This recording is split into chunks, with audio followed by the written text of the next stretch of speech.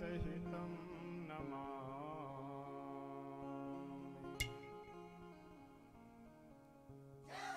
रामं रामानुजं सीतां भरतं भरतानुजं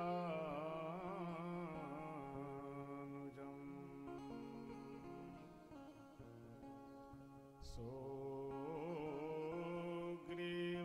वायुसूनुं च प्रणमामि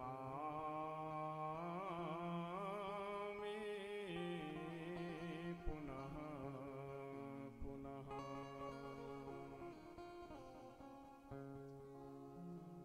सीतानाथ समारम्भां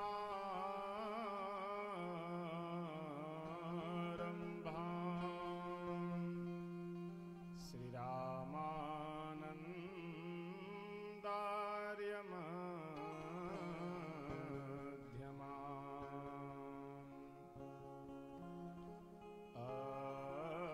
अस्मदाचार्यपर्यन्तां वन्दे श्रीगुरुपरम्पराम्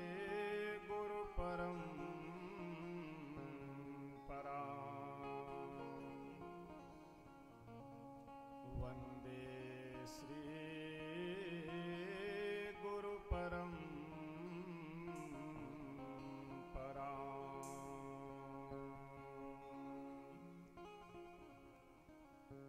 अखण्डमण्डलाकारं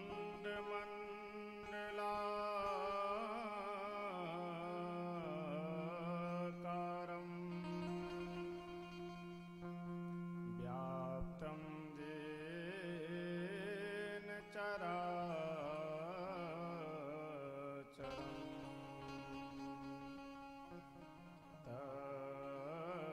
तत्पदं दर्शितं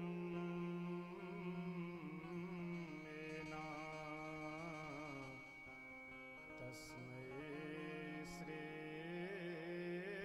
गुरुवे नमः। तस्मै श्री गुरुवे नमः। आइए हम सभी भक्त दो बार भगवान नाम संकीर्तन करते हैं। सीताराम सीताराम सीताराम जय सीताराम।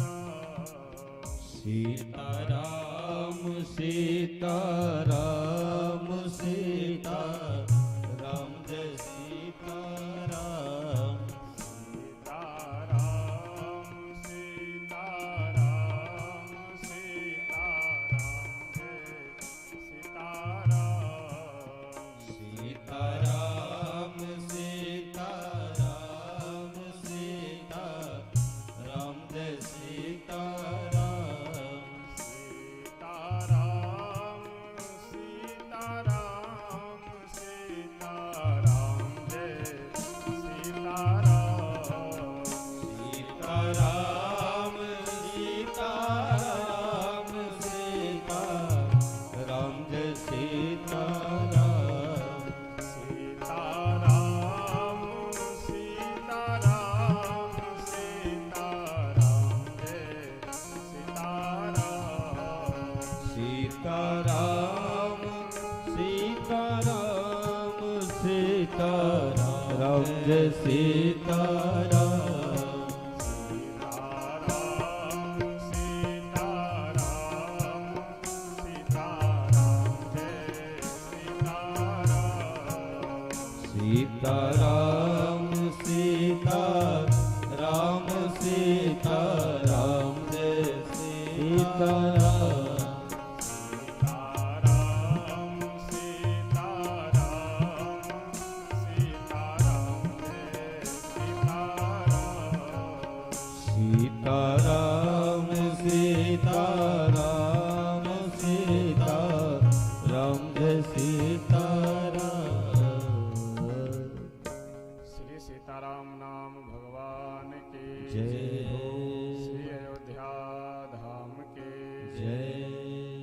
सरयू मैया के जय। श्री मिथिला धाम के जय।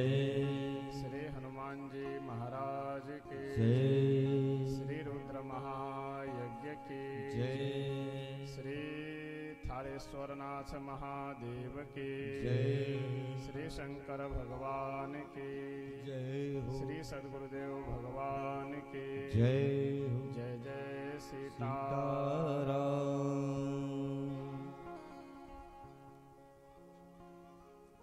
अखिल ब्रह्मांड नायक अकारण करुणा वरुणालय भक्त वांछा कल्पतरु श्री सीताराम जी भगवान श्री राम कथा के परम रसिक श्री हनुमत लाल जी महाराज परम पूज्य श्री सतगुरुदेव भगवान जी एवं समुपस्थित आप सभी सुधी श्रोतागण, हम सब बड़े ही सौभाग्यशाली हैं कि श्री थालेश्वर नाथ महादेव के सानिध्य में बैठ करके आज तृतीय दिवस की कथा श्रवण करने के लिए यहाँ पर उपस्थित हुए हैं।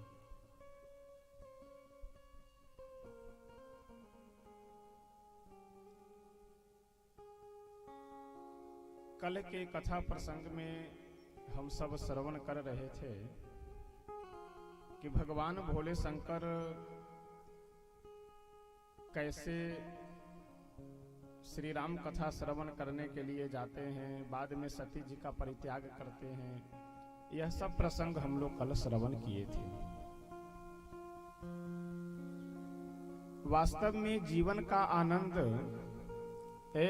बच्चों को पीछे कीजिए, एक लोग खड़े रहिए, बच्चों को आगे बैठने ही नहीं दीजिए, सबको पीछे उधर बैठने दिया कीजिए, सब उधर चबूतरा पे चला जाए, पंडाल से ही अलग कर दीजिए सबको। और जितने भी बड़े लोग हैं आप सब आगे बैठिए, बच्चे आगे बैठे जाते हैं और बड़े बुजुर्ग सब पीछे बैठे जाते हैं। तो इसलिए पीछे से उठ करके कुछ लोग आगे आ जाइए। श्री गोस्वामी तुलसी बाबा वर्णन करते हुए लिखते हैं कि प्रेम संबंध यह सब तब समाप्त हो जाता है जब इसके बीच में कपट आ जाता है। कपट का मतलब बात कुछ और हो और बतावे हम कुछ और, देखे कुछ और बोले कुछ और, यही है कपट। तो प्रेम और संबंध वहां समाप्त हो जाता है जहां पे कपट आ जाता है। सती जी से जब भगवान भोले शंकर पूछे कि तुम किस तरह से परीक्षा ली हो, तो सती जी झूठ बोल दी कि कछु न परीक्षा ली नहीं गोसाई, में कुछ भी परीक्षा नहीं ली। जिस तरह से आप प्रणाम किए हुए थे उसी प्रकार से मैं भी प्रणाम कर करके आ गई, मैं परीक्षा नहीं ली। झूठ बोल रही है। लेकिन इसी के आगे जब भगवान भोले शंकर प्रतिज्ञा करते हैं कि आज से सती जी से मेरा पत्नी वाला भाव समाप्त हो चुका है, यह जब संकल्प किए तो आकाशवाणी हुई कि हे भोलेनाथ, आप जो संकल्प कर रहे हैं यह बहुत उचित और आप ही कर सकते हैं। तो सती जी भोलेनाथ से पूछती है कि हे स्वामी, आप कौन सा संकल्प किए हैं, वह सत्य सत्य हमें आप बताइए। अब यहां ध्यान दीजिएगा, सती जी स्वयं भोले बाबा से झूठ बोल रही है, लेकिन अपेक्षा क्या रख रही है कि भोलेनाथ हमसे सत्य बोले। हम लोगों की भी विडंबना यही है, हम दूसरे से तो बेईमानी कर लेते हैं, लेकिन यह सोचते हैं कि हमसे कोई बेईमानी ना करे। हम दूसरों को बेवकूफ बना देते हैं, लेकिन यह अपेक्षा रखते हैं कि हमें कोई मूर्ख न बनावे, हमें कोई बेवकूफ न बनावे। लेकिन इस प्रसंग से हम लोगों को एक बहुत सुंदर शिक्षा मिल रही है कि आप जो जैसा व्यवहार दूसरों के साथ करेंगे वही आपको मिलेगा, जो आप दूसरों को देंगे वही आपको मिलेगा। सती जी भोले बाबा से झूठ बोली तो भोले बाबा भी चुप हो गए, सत्य नहीं बताए कि मैं कौन सा प्रतिज्ञा किया हूं। इसलिए प्रथम दिवस की कथा में मैंने आप सबसे निवेदन किया था कि आत्मनः प्रतिकूलानि परेशान न समाचरेत, जो अपने को अच्छा न लगे वह दूसरों के साथ भी नहीं करना चाहिए। जैसे कोई मूर्ख बना दे, आपके साथ चीटिंग कर दे, झूठ बोल दे, बेईमानी कर ले, तो जैसे हम सबको अच्छा नहीं लगता है उसी तरह से यह कार्य हम लोगों को भी दूसरों के साथ नहीं करना चाहिए। श्री थालेश्वर नाथ भगवान के सानिध्य में बैठ करके और उन्हीं की कथा हम सब श्रवण कर रहे हैं। विस्तार से हमने कल आप सबसे निवेदन कर दिया था कि यहाँ पे हम सबको चारों उपलब्ध है। भगवान को प्राप्त करने के लिए 4 मार्ग बताए गए हैं, उनका नाम, रूप, लीला और धाम। और श्री थालेश्वर नाथ भगवान की कृपा से यहाँ हम सबको चारों वर्तमान में उपलब्ध है। नाम भी संकीर्तन श्रवण कर रहे हैं, कथा भी श्रवण कर रहे हैं। और हमने कल निवेदन किया था कि भगवान के जो भी जगह है, भगवान से जुड़ी हुई जो भी भूमि है, वह सब तीर्थ है, वह सब धाम है। धाम का तात्पर्य केवल यह नहीं कि अयोध्या जी वृंदावन हो तो धाम है ही, लेकिन थालेश्वर नाथ महादेव का जो प्रांगण है यह भी धाम है।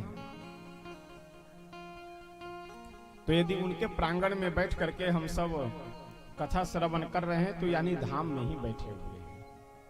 इसलिए आज मैं देखता हूं कई बार मंदिर के पास में, मंदिर के प्रांगण में कहीं चबूतरा पे या किसी वृक्ष के नीचे बैठ करके लोग ताश खेलते रहते हैं। यह सब नहीं करना चाहिए, क्योंकि तीर्थ में किया हुआ पाप दुगुना हो करके व्यक्ति के पास आता है और उसी अनुसार बढ़ता भी है। यानी 1 पॉइंट यदि अपराध कर रहे हैं तो उसका स्वरूप दुगुना हो जाएगा, यानी 2 पॉइंट पाप हो गए। तो इसलिए कभी भी किसी मंदिर के प्रांगण में, किसी धर्मस्थल पे बैठ करके कभी भी अनर्गल कार्य, गलत कार्य नहीं करना चाहिए। श्री भोले बाबा सती जी को समझाने का प्रयास किए, लेकिन जब सती जी बात नहीं मानी तो अपने 2 गणों को साथ में दे करके सती जी को विदा कर देते हैं। सती जी जब अपने पिता दक्ष के यहाँ, अच्छा दक्ष यज्ञ कहाँ कर रहे हैं? हरिद्वार में। हरिद्वार में एक कनखल जगह है, वहीं पे दक्ष बृहत्सोम नाम का यज्ञ कर रहे थे। उस यज्ञ में जब सती जी पहुंची, कहीं पे भी श्री भोलेनाथ का, शंकर भगवान का भाग नहीं दिखाई पड़ा। तो यह देख करके बहुत ही दुखी हुई और दुख के साथ क्रोध भी है। किसके प्रति? तो पिता के प्रति, दक्ष के प्रति, और जितने सभा में बैठे हुए सभासद हैं उनके प्रति। सती जी सभी सभासदों को शाप देती हुई बोली कि हे सभा में बैठे हुए मूर्खों, भगवान भोलेनाथ पूरे संसार के पिता हैं, और यदि सबसे दयालु कृपालु कोई है तो हमारे भोले बाबा हैं। और देखिए यह बात भी सत्य है।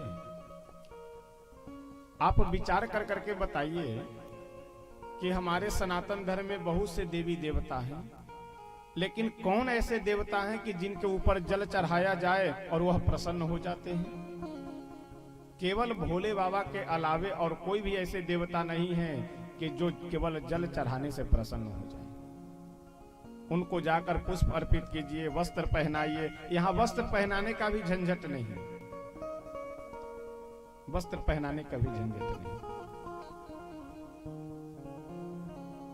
लेकिन दयालु सबसे बड़े, और भोले बाबा को एक विशेष नाम से बुलाया जाता है। किस नाम से? आशुतोष। श्री दशरथ जी महाराज श्री राघवेंद्र सरकार को अपने पुत्र श्री राम जी को वन में न जाए इस भाव से भगवान भोले शंकर से प्रार्थना करते हुए वहां कहते हैं कि आशुतोष तुम अवधर दानी आरती हरहु दीन जनु जानी। हे भोले बाबा आप तो आशुतोष हैं। आशु कहते हैं शीघ्र को, और तोष यानी संतुष्ट होना, प्रसन्न होना। यदि सबसे अधिक सबसे जल्दी कोई प्रसन्न होने वाले देवता हैं तो हमारे भोले बाबा हैं।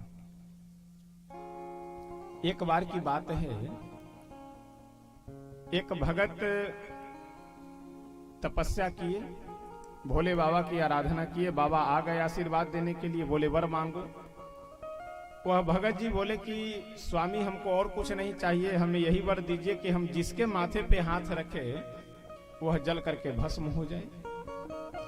भोले बाबा एक बार भी यह विचार नहीं किए कि कहीं ट्रेनिंग मेरे ऊपर करने लगा तो मेरी क्या स्थिति होगी।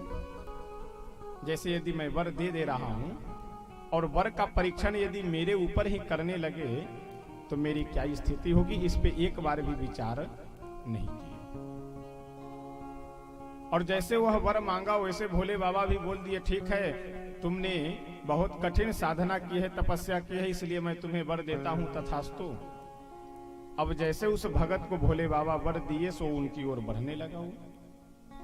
और जब उनकी ओर बढ़ने लगा भोले बाबा बोले कि अब मेरी ओर क्यों आ रहे हो, वर मिल गया, जाओ घर पे आराम से सो, आराम करो।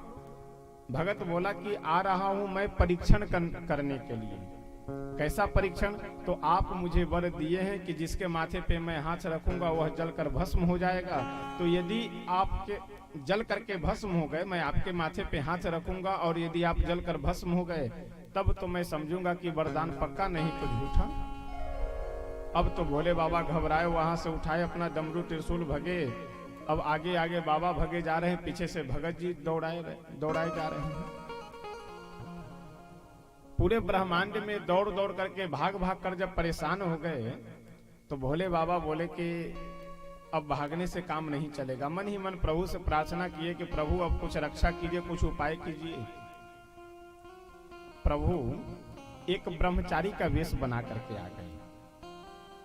ब्रह्मचारी का वेश बनाकर आए और जो भगत जी दौड़ा रहे थे भोले बाबा को परीक्षण करने के लिए, यानी माथे पे हाथ रखने के लिए, उसको बुला करके पास में बोले, अरे भाई साहब सुनो, इधर आओ, इधर आओ। कहाँ जा रहे हो? बहुत देख रहे हैं कि तेजी से भगे जा रहे हो। वह भगत बोला कि हम बाद में आकर के तुमसे बात विचार कर लेंगे, अभी हम कुछ आवश्यक काम से जा रहे हैं। कौन से आवश्यक काम? तो भोले बाबा हमको वर दिए हैं कि जिसके माथे पे हाथ रखोगे वह जलकर भस्म हो जाएगा। तो मैं उन्हीं के माथे पे हाथ रखने जा रहा हूं कि यदि वो जलकर भस्म हो गए तो मैं समझूंगा कि वरदान सही है। ब्रह्मचारी जी जो भगवान वेश बना करके आए थे, ब्रह्मचारी बोले कि तुम भी मूर्खों जैसा कार्य कर रहे हो, लेकिन हमें लगते हो पढ़े लिखे खानदान से हो। तो पढ़े लिखे खानदान से हो करके, बुद्धिमान व्यक्ति हो करके और मूर्खों जैसा कार्य कर रहे हो, यह ठीक नहीं है। वह भगत बोला कि मूर्खों जैसा कार्य करने का क्या मतलब? ब्रह्मचारी जी बोले कि यदि इनके वर देने से, तुम्हारे हाथ रखने से यदि किसी की मृत्यु हो सकती है तो इसका मतलब हाथ में आग होनी चाहिए, हाथ में कुछ गर्मी होनी चाहिए। यदि हमारे हाथ रखने से कोई जल कर भस्म हो जाए तो हाथ में कुछ तो गर्मी होनी चाहिए। तो जरा अपने हाथ में देखो कि गर्मी है क्या। वह भगत बोला कि अब कैसे पता चलेगा कि गर्मी है कि नहीं है? ब्रह्मचारी जी बोले अपने माथे पे हाथ रख करके देखो। वह बोला कि वाह बढ़िया उपाय बता रहे हो, यानी हम अपने माथे पे हाथ रखे और जलकर भस्म हो जाए। देखिए, मूर्ख और शंख ये दूसरों के फूंकने से ही बजते हैं। शंख को कोई दूसरा फूंक दे तो बजना आरंभ, और मूर्ख को भी कोई थोड़ा सा उकसा दे दूसरा, वो लाठी लेके दौड़ पड़े। आगे की क्या स्थिति होगी इसकी, आगे चल करके किस किस प्रकार की समस्या हो सकती है, इस पे कोई विचार नहीं। तो मूर्ख और शंख ये दोनों दूसरों के ही फूंकने से बजते हैं। वह भगत बोला कि तुम बहुत बढ़िया उपाय बता रहे हो कि हम अपने माथे पे हाथ रख करके जलकर भस्म हो जाए। ब्रह्मचारी जी बोले कि नहीं नहीं, मैं माथे पे हाथ रखने के लिए नहीं कह रहा हूं, अपने माथे से कुछ हाथ ऊंचा रखना। यदि हाथ गर्मी लगने लगे तो हाथ हटा लेना, और गर्मी नहीं लगे तो समझ लेना कि ये वैसे भूत प्रेतों के साथ में रहते हैं, भांग खा करके जिसे मन हुआ उसे वर दे देते हैं, इनको कोई होश रहता ही नहीं है कि किसको हम क्या कह रहे हैं। यह बात उस भगत के समझ में आ गई और वह अपने मस्तक से लगभग 6 इंच हाथ ऊपर रखा। ब्रह्मचारी जी बोले कि गर्मी लग रही है। वह भगत बोला कि नहीं, गर्मी बिल्कुल नहीं लग रही है, और नीचे हाथ करो। थोड़ा और नीचे हाथ लाया। ब्रह्मचारी जी पूछे कि अब गर्मी लग रही है? वह भगत बोला कि नहीं, अभी भी गर्मी नहीं लग रही है। ब्रह्मचारी जी बोले कि ये वैसे सबको वर दिया करते हैं, इनके वर में कोई दम नहीं है, माथे पे हाथ रख लो, कुछ नहीं होना जाना है। और जैसे माथे पे हाथ रखा वैसे जल करके भस्म हो गए। राम नाम सत्य, उसका नाम क्या था? भस्मासुर। अब जब वह जलकर भस्म हो गया तो एक गुफा से शंकर भगवान अपनी झोली, डमरू, त्रिशूल सब संभालते हुए बाहर निकले और प्रभु से बोले कि प्रभु बहुत बड़ी आपकी कृपा हो गई कि आज मेरी जान बच गई, नहीं तो ये तो बिल्कुल हाथ धो करके पीछे पड़ा था। प्रभु बोले कि भोले बाबा, ये संसार के लोग यदि सड़ा हुआ फल भी चढ़ाए, पिलपिला फल भी चढ़ाए तो सावधान हो जाइएगा, क्योंकि अवश्य कुछ न कुछ यह ऐसा मांग कर सकता है आपसे कि आप ही को फंसा दे। इसलिए संसार के लोगों से सावधान रहा करें। ऐसे दयालु, ऐसे कृपालु और कौन हो सकते हैं। भोले बाबा सती जी के योगाग्नि में जलने के बाद जब यह सूचना प्राप्त किए, वीरभद्र जी को भेजे और वीरभद्र जाकर के दक्ष के यज्ञ का विध्वंस कर देते हैं और दक्ष के गर्दन को काट करके उसका मस्तक वहीं हवन कुंड में डाल करके स्वाहा कर दिए। उसके बाद देवता लोग आए भोले बाबा के पास और बोले कि स्वामी, यदि यज्ञ अधूरा रह जाए तो यह शास्त्र विरुद्ध कार्य होगा, यज्ञ पूरा होना चाहिए। लेकिन यजमान है ही नहीं तो यज्ञ कैसे पूरा होगा? तो यजमान को कैसे जीवित किया जाए? तो आजकल कई बार लोग कहते हैं कि साइंस बहुत तरक्की कर गया, विज्ञान बहुत आगे बढ़ा। सही बात है, विज्ञान ने तरक्की की है, लेकिन इससे भी अधिक तरक्की हमारे पूर्वजों का विज्ञान कर करके पहले से बैठा हुआ है।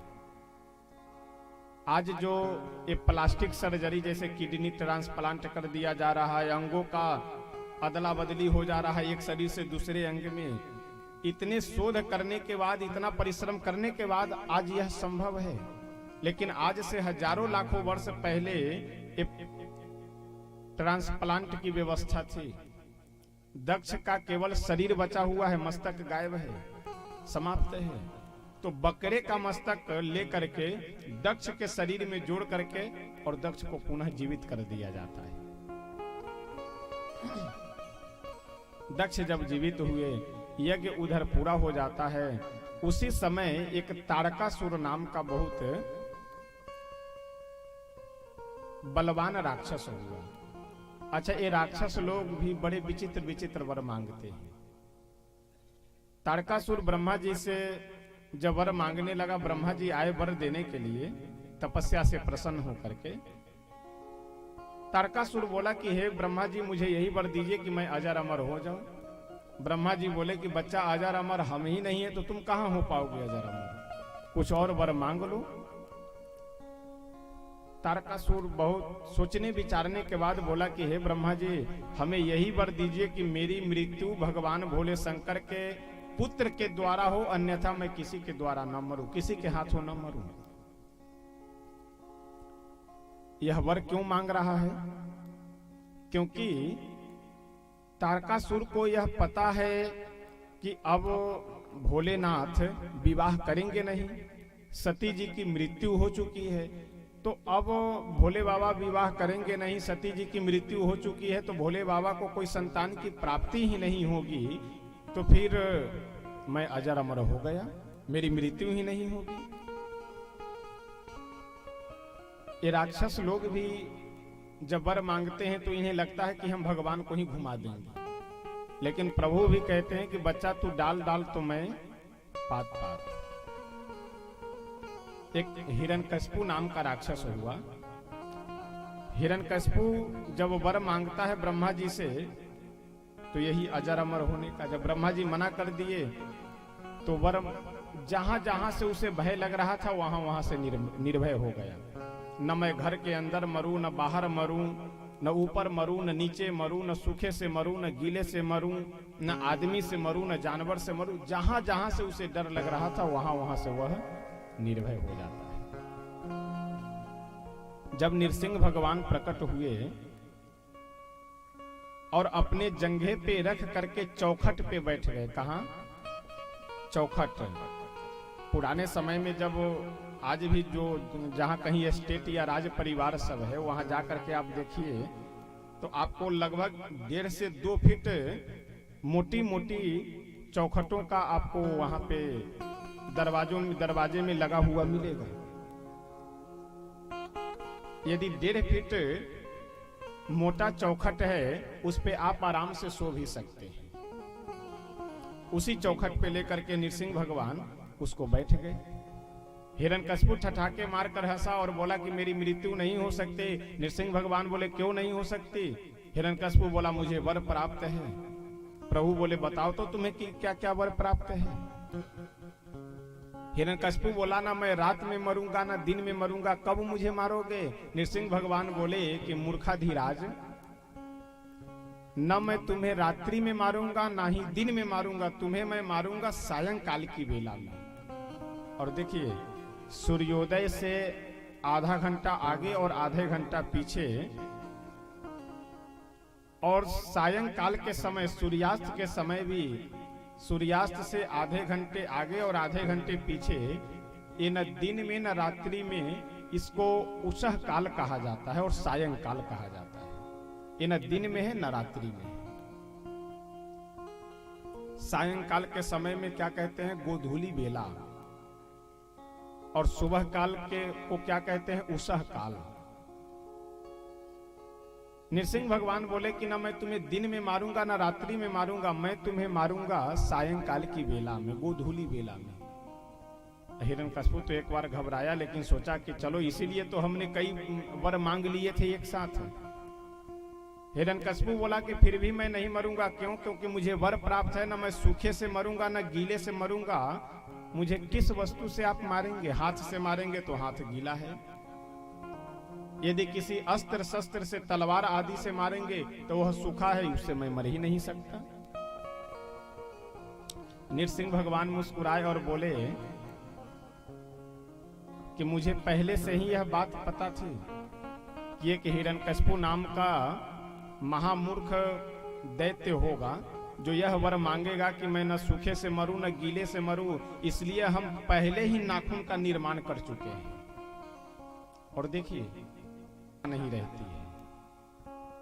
से पूछिए कि अरे भाई ये तो पुरानी गाड़ी है, अब क्या स्कॉर्पियो कोई नई गाड़ी खरीदे होते तो वह तुरंत आपको समझाते हुए बोलेगा कि अरे नहीं, लेटेस्ट मॉडल मतलब पिछले वर्ष की गाड़ियों में जो कुछ खामियां रह गई थी, कुछ कमियां रह गई थी, उसे सुधार करके इस वर्ष मार्केट में इस स्कॉर्पियो को लॉन्च किया गया है।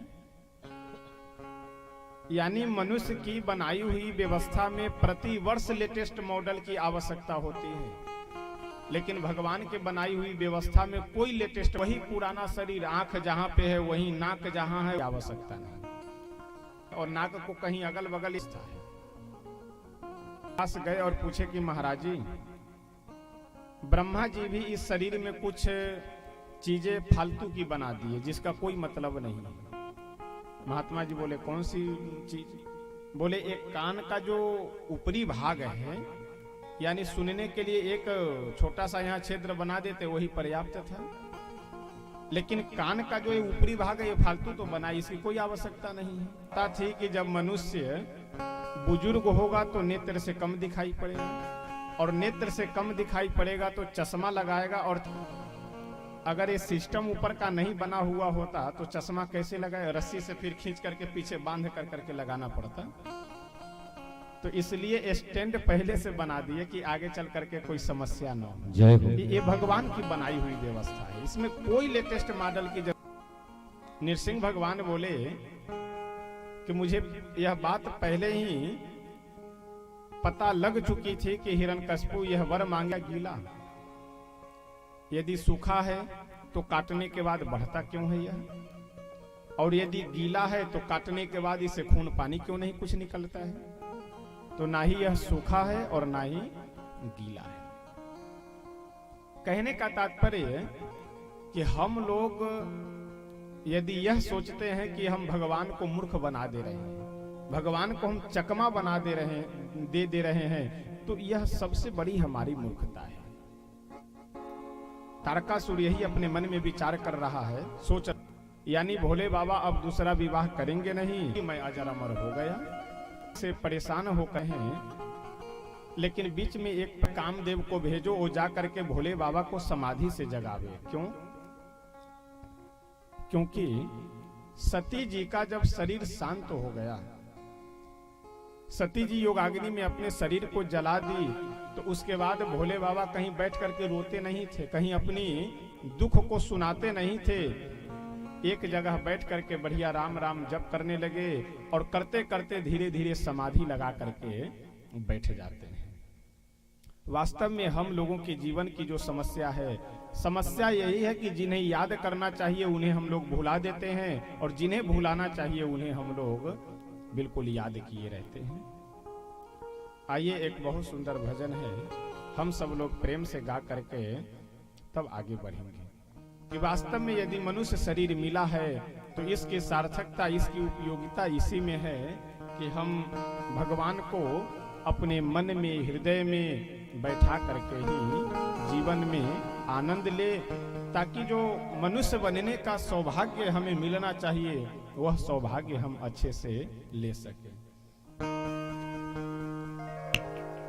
दयावान प्रभु को भुला देने वाले,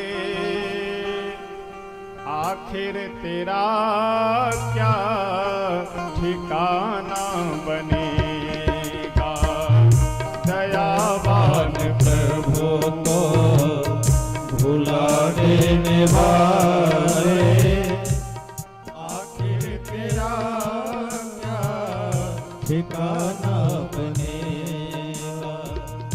दयावान प्रभु को भुला देने वाले, आखिर तेरा क्या ठिकाना बनेगा। दयावान प्रभु को भुला देने वाले, आखिर तेरा क्या ठिकाना बनेगा। दयावान प्रभु को भुला देने वाले, आखिर तेरा क्या ठिकाना बनेगा। दयावान प्रभु को भुला देने वाले, आखिर तेरा क्या ठिकाना बनेगा। आएगा जब रे बुलावा वहाँ से, कोई न कोई तो बहाना बनेगा। आएगा जब रे बुलावा वहाँ से, कोई न कोई बहाना बनेगा। अगली पंक्ति में संत कहते हैं कि हम लोगों को जो प्रेम भगवान से करना चाहिए वह प्रेम संसार से कर लिए। यानी जितना प्रेम भगवान में रखना चाहिए उतना हम संसार में रखने लगे, और जितना संसार में रखना चाहिए उतना हम भगवान में रखते हैं। जो प्रेम तुमको लुटाना था प्रभु पे,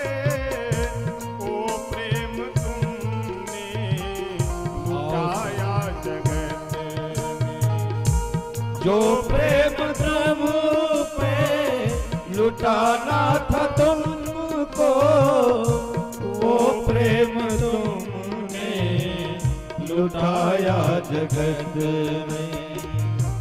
आएगा एक दिन ऐसा भी मौका, आएगा एक दिन ऐसा भी मौका, दुश्मन तेरा ये जमाना बनेगा।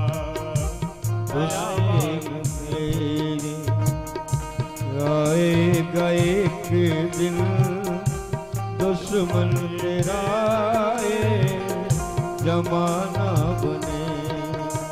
ओ दयावान प्रभु को भुला देने वाले, तेरा क्या ठिकाना बने।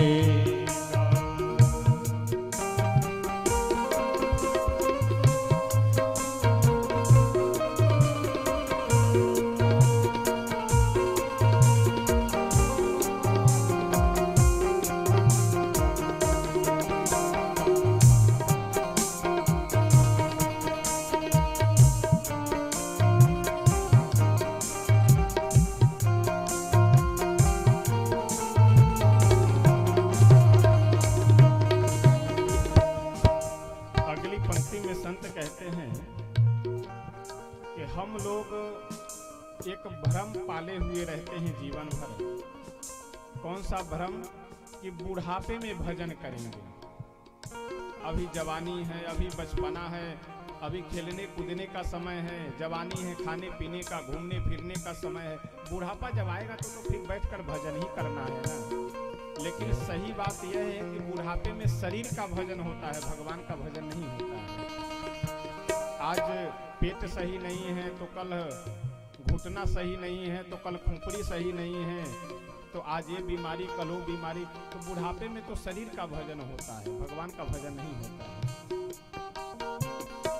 जब तक है सांसें भजन उनका कर ले, सदा उर्मे ईश्वर के तस्वीर भर ले। जब तक है सांसें भजन उनका कर ले, सदा उर्मे ईश्वर की तस्वीर भर ले। अच्छा बुरा तेरे सारे कर्म का, अच्छा बुरा तेरे सारे कर्म का, तेरी बात तेरा फसाना बनेगा।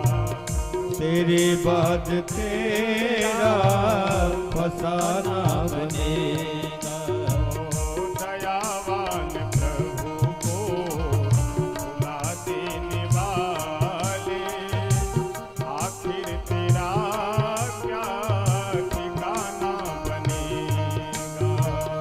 दयावान प्रभु को भुला देने वाले, आखिर तेरा क्या ठिकाना बने।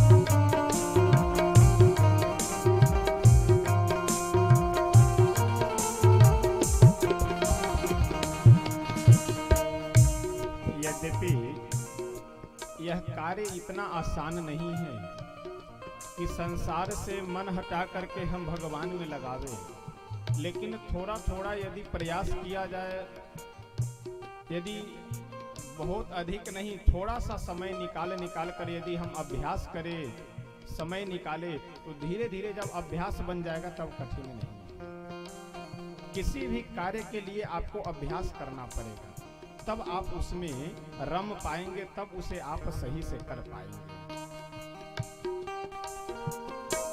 करना कठिन है, कहना कठिन है, भक्ति की राहों पे चलना कठिन है। करना कठिन है, चलना कठिन है, भक्ति की राह पे चलना कठिन है। ओ करना कठिन है, कहना कठिन है, भक्ति की राहों पे चलना कठिन है। भक्ति की राह पे चलना कठिन है। उन्हीं को मिलेगी ईश्वर की भक्ति, उन्हीं को मिलेगी ईश्वर की भक्ति, जो दिल से प्रभु का दीवाना बनेगा। दिल से प्रभु का दीवाना बनेगा। दयावान प्रभु को भुला देने वाले, आखिर तेरा क्या ठिकाना बनेगा।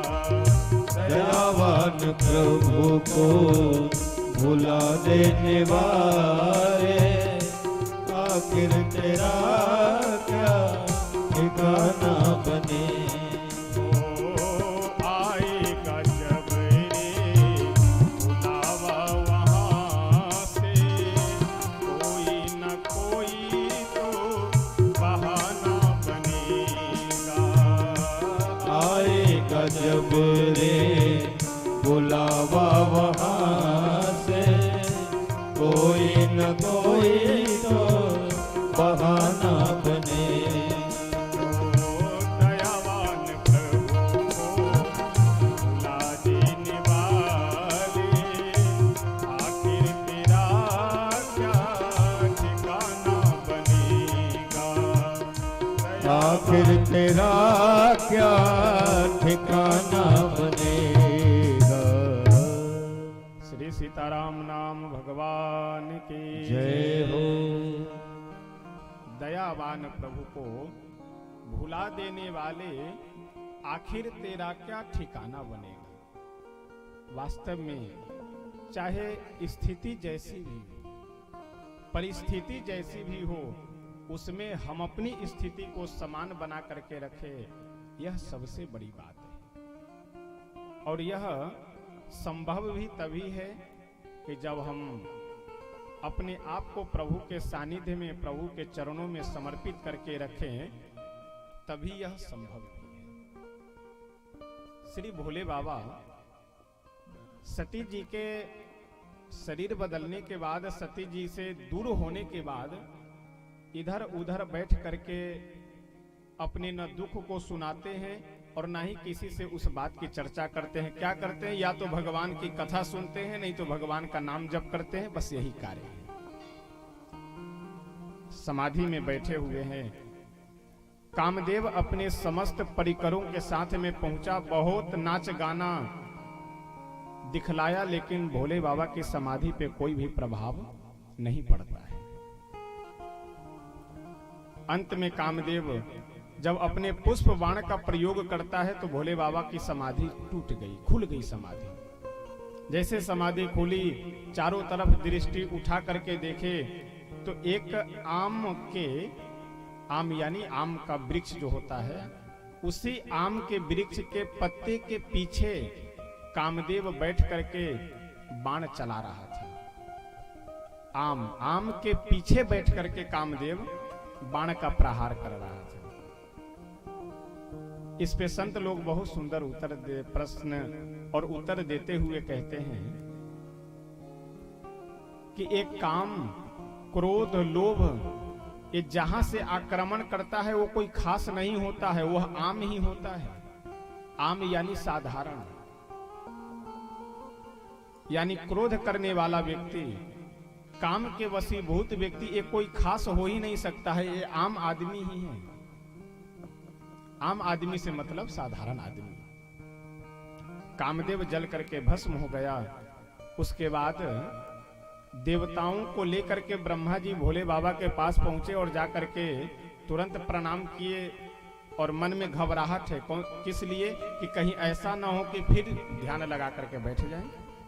इसलिए तत्काल तुरंत पहुंचे और जाकर के प्रणाम किए और बोले कि स्वामी, ये देवता लोग आपसे कुछ कहना चाह रहे हैं।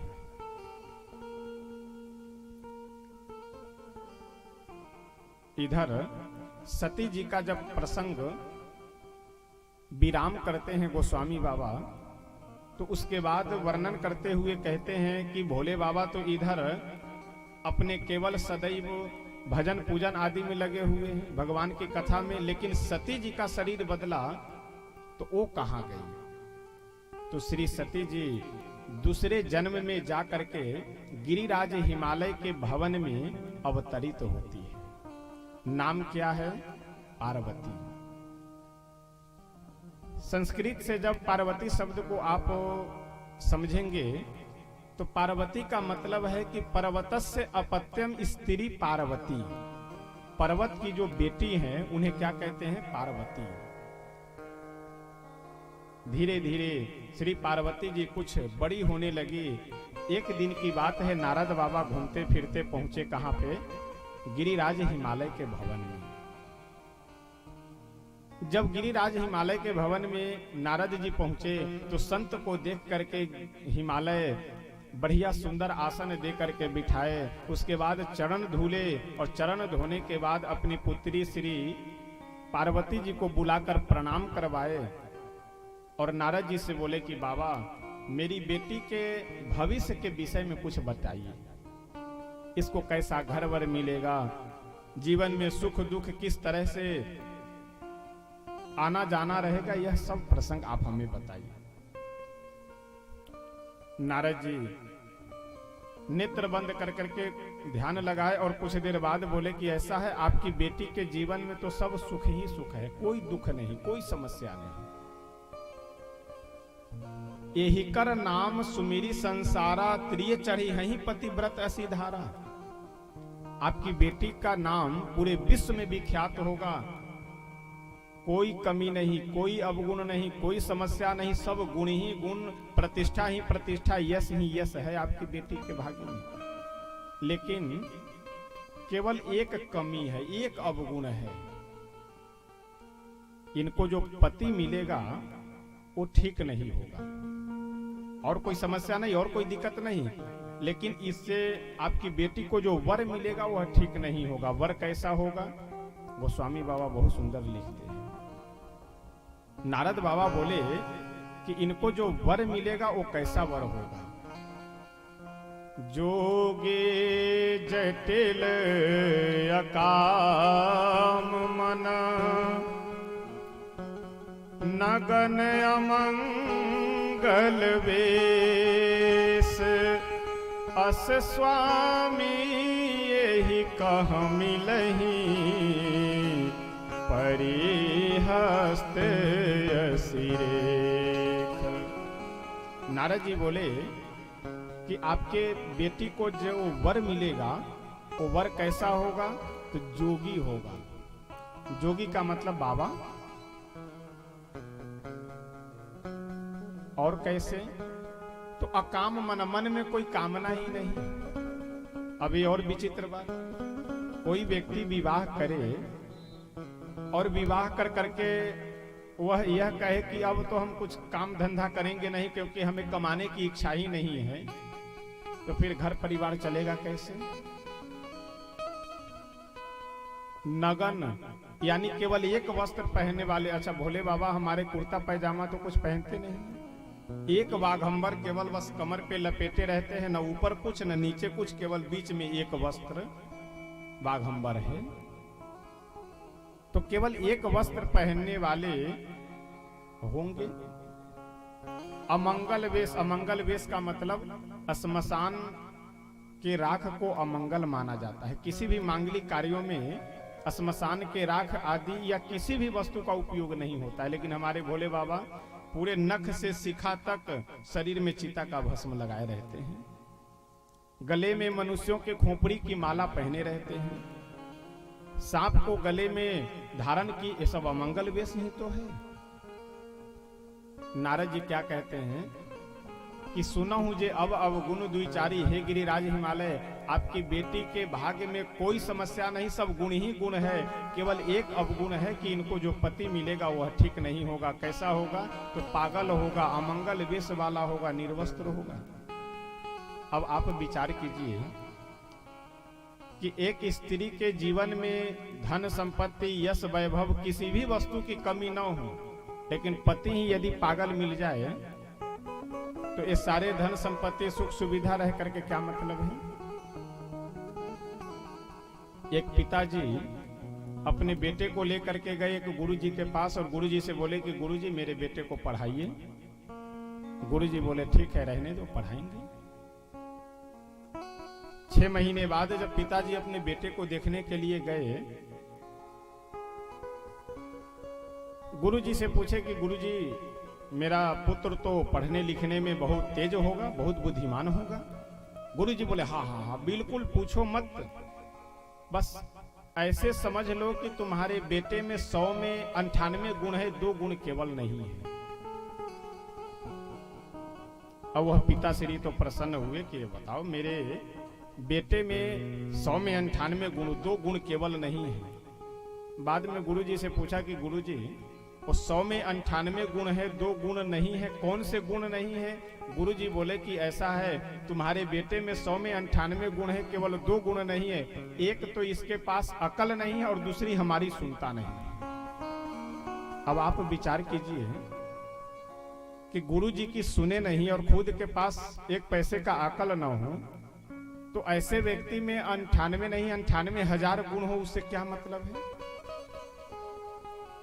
नारद बाबा कहते कि आपके बेटी के जीवन में कोई दुख नहीं है, कोई समस्या नहीं, केवल एक समस्या है कि इसे पति जो मिलेगा वो ठीक नहीं मिलेगा। गिरिराज हिमालय बोले कि बाबा इससे बचने का कोई उपाय है? नारद जी बोले कि एक ही उपाय है कि यदि यह तपस्या करे तब तो संभव है, नहीं तो कोई संभव नहीं। अब आप यहाँ पे विचार कीजिए गंभीरता से। आजकल हम देखते हैं कई बार लोग यदि परेशान हो बीमारी से या किसी भी कारण से, तो उनको कुछ भजन पूजन अनुष्ठान बता दिया जाए तो उसे करना नहीं चाहते हैं। वह यह चाहते हैं कि बस ये बाबा जी हैं, महाराज जी हैं, तो आशीर्वाद दे कि ताकि बिल्कुल एकदम तत्काल छू मंतर हो जाए हमारी सारी समस्या, कुछ करना ना पड़े। उसे कह दिया जाए कि प्रतिदिन 11 बार हनुमान चालीसा का पाठ करो। अब महाराज जी समय नहीं मिलता है, कल होकर के उसे ढूंढिए तो पता लगे चाय के दुकान पे ताश खेलते हुए मिलेगा। वो चाय के दुकान पे घंटों घंटों बैठकर पेपर पढ़ा, लेकिन 11 हनुमान चालीसा पढ़ने का उसके पास फुर्सत नहीं। अब आप इस प्रसंग में यहाँ पे विचार कीजिए कि नारद जी कह रहे हैं, जबकि वह सामर्थ्यवान है आशीर्वाद देने में, लेकिन फिर भी यह कह रहे हैं कि आपकी बेटी यदि जाकर के तपस्या करे तब तो यह दुख दूर हो सकता है, अन्यथा कोई उपाय नहीं। आगे चल करके श्री पार्वती मैया जाकर के तपस्या करती है भोले बाबा को वर रूप में प्राप्त करने के लिए, और 1-2 नहीं लगभग 4000 वर्षों तक तपस्या करती है। उसके बाद अब यह क्रम कथा का हम लोगों का आकर के एक जगह मिल रहा है। उधर देवता लोग प्रभु भोले शंकर के पास में आकर के निवेदन करने जा रहे हैं कि आप विवाह कर लीजिए। इधर श्री पार्वती मैया जाकर के तपस्या कर रही है भोले बाबा को प्राप्त करने के लिए। देवता लोग आकर के भोले बाबा से बोले कि स्वामी, हम लोग आपसे कुछ निवेदन करने के लिए आए हैं, लेकिन संकोच बस कह नहीं पा रहे हैं। भोले बाबा बोले कि संकोच करने की कोई आवश्यकता नहीं है, बिल्कुल निसंकोच भाव से बोलो। ब्रह्मा जी बोले कि हे भोलेनाथ, ये सभी देवता आपका विवाह देखना चाहते हैं। भोले बाबा बोले कि विवाह, अब हम कहां ढूंढने के लिए जाए अपना विवाह, किससे कहें कि मेरा विवाह करवा दो।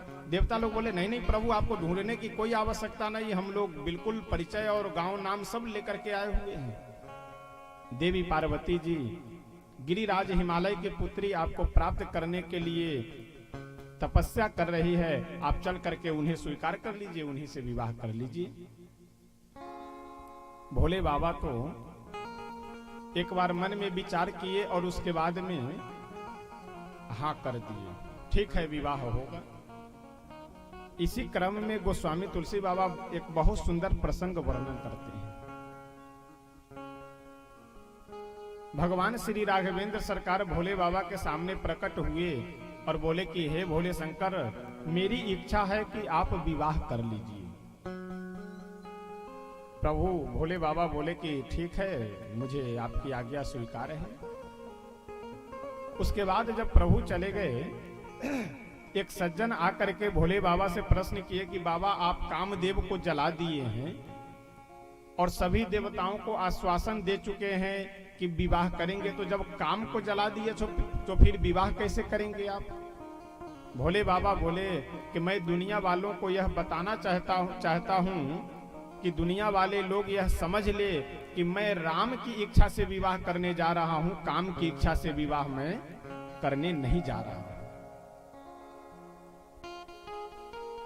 भोले बाबा सभी देवताओं को बोल दिए कि हाँ हाँ ठीक है विवाह होगा, कोई दिक्कत नहीं। बीच में सप्तऋषियों को भेजे, सप्तऋषि परीक्षा लेकर के जब वहां से वापस आते हैं, भोले बाबा और प्रसन्न हो गए और बोले कि जब इतनी अगाध श्रद्धा, इतना अद्भुत प्रेम मुझ में है तो हमें अवश्य विवाह करना चाहिए। इतने में देवता लोग भी बाराती बन करके सज धज करके बढ़िया आने लगे। और यहाँ पे हुआ क्या कि भोले बाबा को सजाने वाला कोई नहीं है। अच्छा, एक समस्या भी है, यदि बढ़िया क्रीम पाउडर का उपयोग करने वाले होते, बढ़िया वस्त्र, महंगी से महंगी वस्त्र पहनने वाले होते तो देवता लोग श्रृंगार कर देते, लेकिन इनका श्रृंगार ही बड़ा विचित्र और अद्भुत है कि कोई देवता श्रृंगार कर ही नहीं सकता है।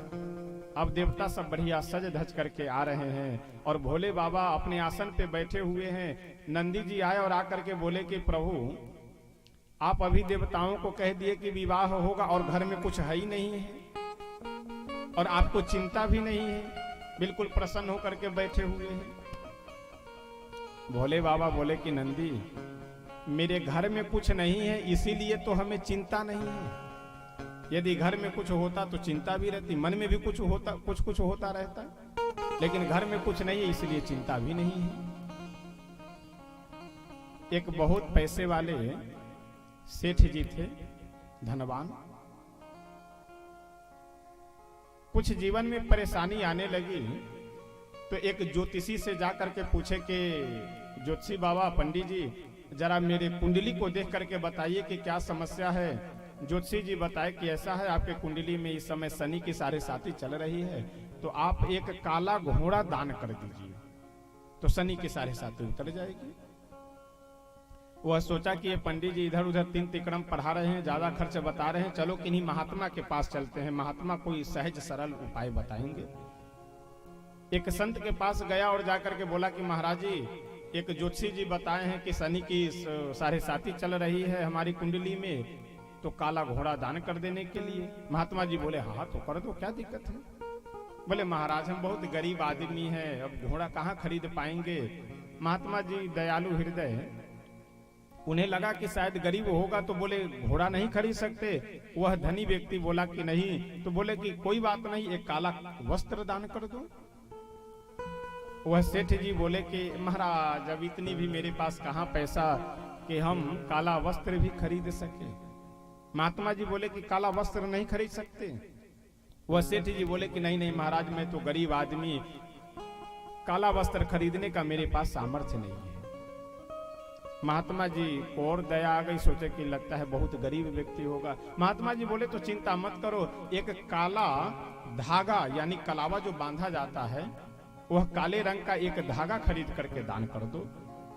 हद तो तब हो गई कि यह सुन करके भी वह सेठ जी बोले, महाराज अब इतने भी मेरे पास कहाँ धन कहाँ पैसा कि हम एक काला धागा भी खरीद सके। महात्मा जी बोले कि काला धागा भी नहीं खरीद सकते। सेठ जी बोले नहीं। महात्मा जी बोले तो जाओ घर में और चादर तान करके सो, शनि भी आकर के तुम्हारा क्या बिगाड़ लेगा।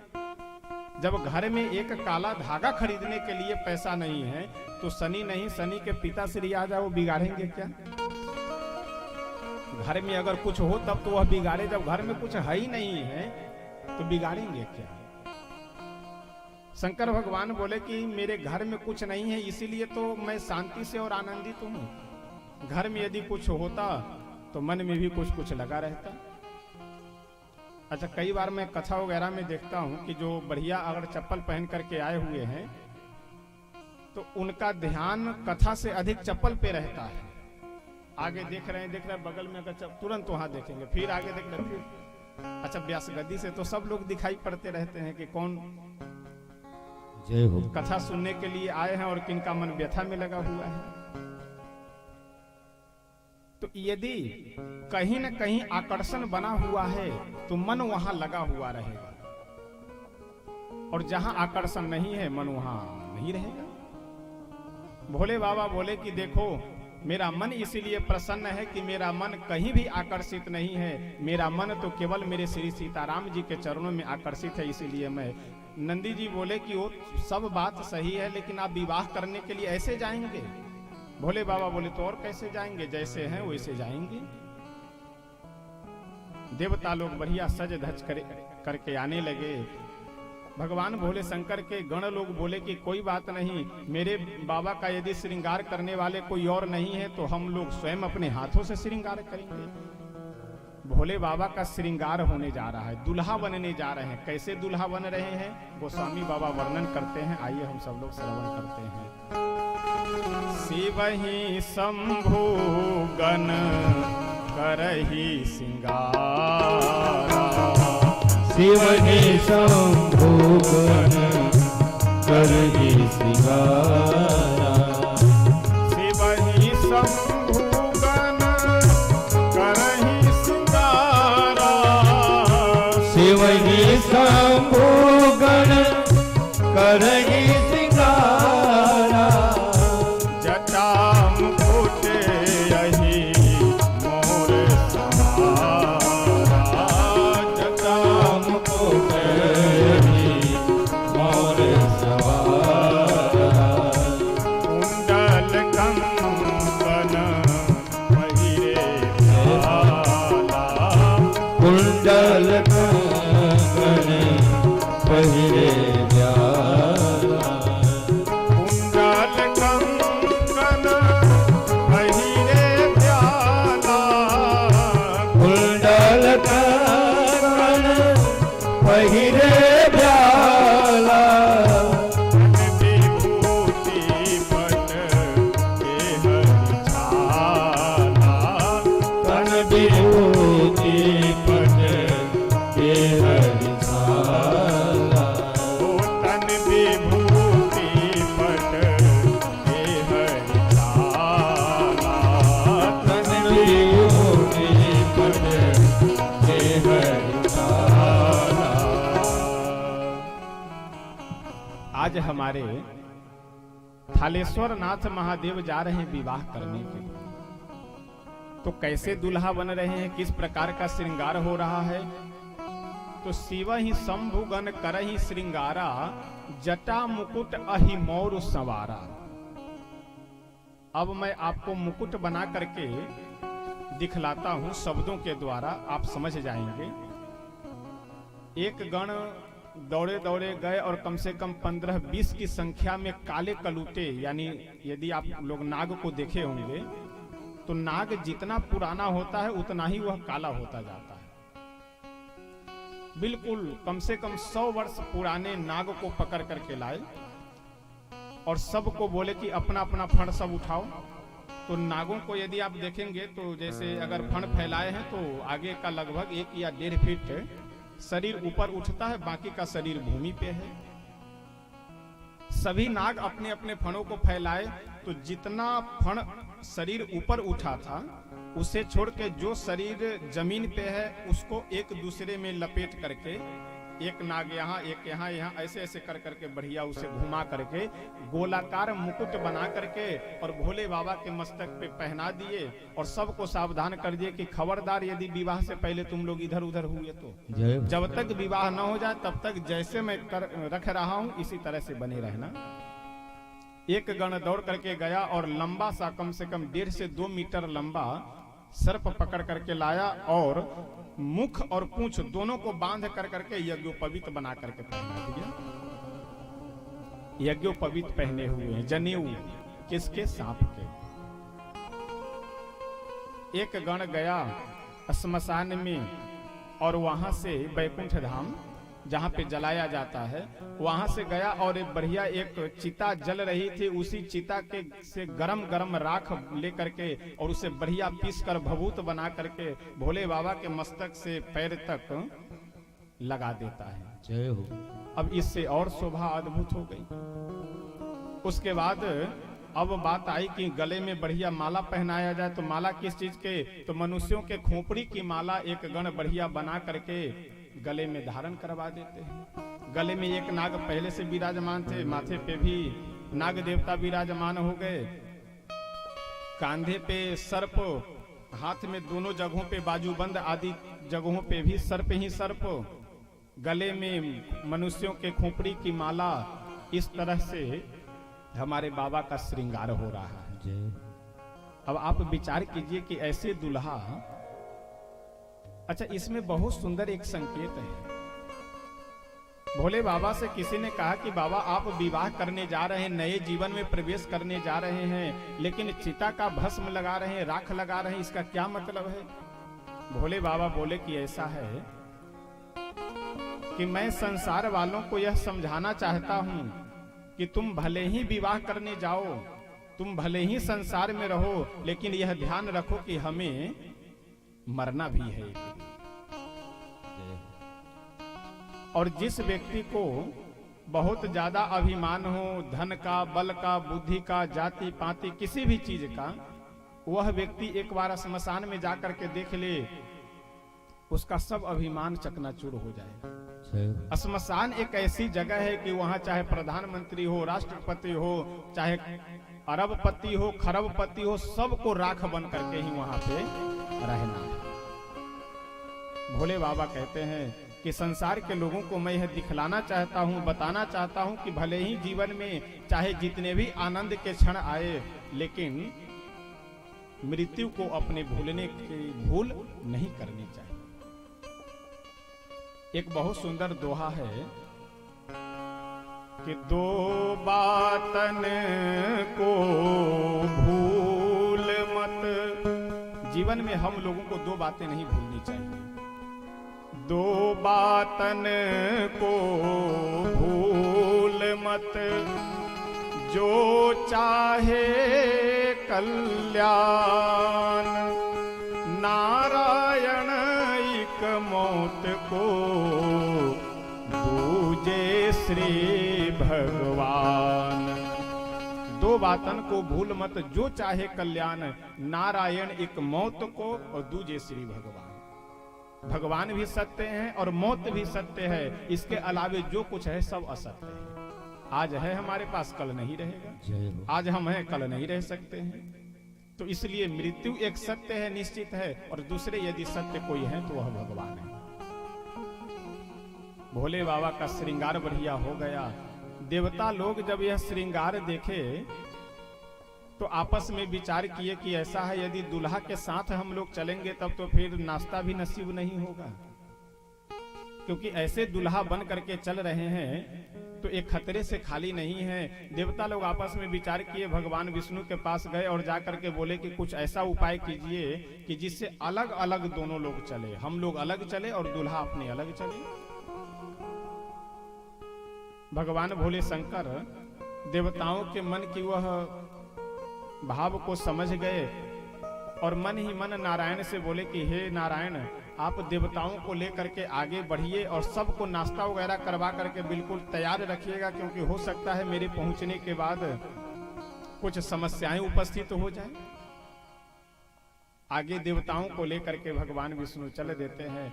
जब पीछे 2-3 गण भोले बाबा के आसपास खड़े हैं और बिल्कुल बाराती में चलने के लिए, विवाह करने के लिए भोले बाबा सवारी पे बैठ करके तैयार है। अच्छा, हद तो तब हो गई कि जब अपने वाहन पे बैठे, नंदी जी पे बैठे, बैल पे बैठे, तो सीधे नहीं बैठे, उल्टे होकर के बैठे। यानी जिधर नंदी जी का मुख उधर कर दिए पीठ, और जिधर नंदी जी का पूंछ उधर कर दिए मुख। यहाँ पे भी एक बहुत सुंदर संकेत है, बहुत सुंदर हम लोगों के लिए शिक्षा है। आजकल मैं अधिकतर देखता हूं कि विवाह होने के बाद और तमाम लोग समस्या लेकर के आते भी हैं। जैसे विवाह हुआ बस 1-2 साल में रिमोट कंट्रोल चला जाता है ससुराल वालों के हाथ में। जय हो। सब की बात मैं नहीं कह रहा हूं, लेकिन अधिकतर आज लोगों की संख्या होती है, माता पिता माने कुछ नहीं, भाई माने कुछ नहीं। गांव के जो सगे संबंधी लोग हैं, अपने पट्टीदार वगैरह हैं, ये सब कोई मतलब नहीं। सबसे यदि शुभ चिंतक हमारे कोई हैं तो वो हमारे ससुराल वाले हैं। भोले बाबा अपने इस लीला से, अपने इस स्वरूप से मानो हम सबको संकेत करना चाहते हैं कि विवाह तो करने भले ही जाओ ससुराल में, लेकिन ध्यान घर की ओर ही रखना चाहिए। जय हो।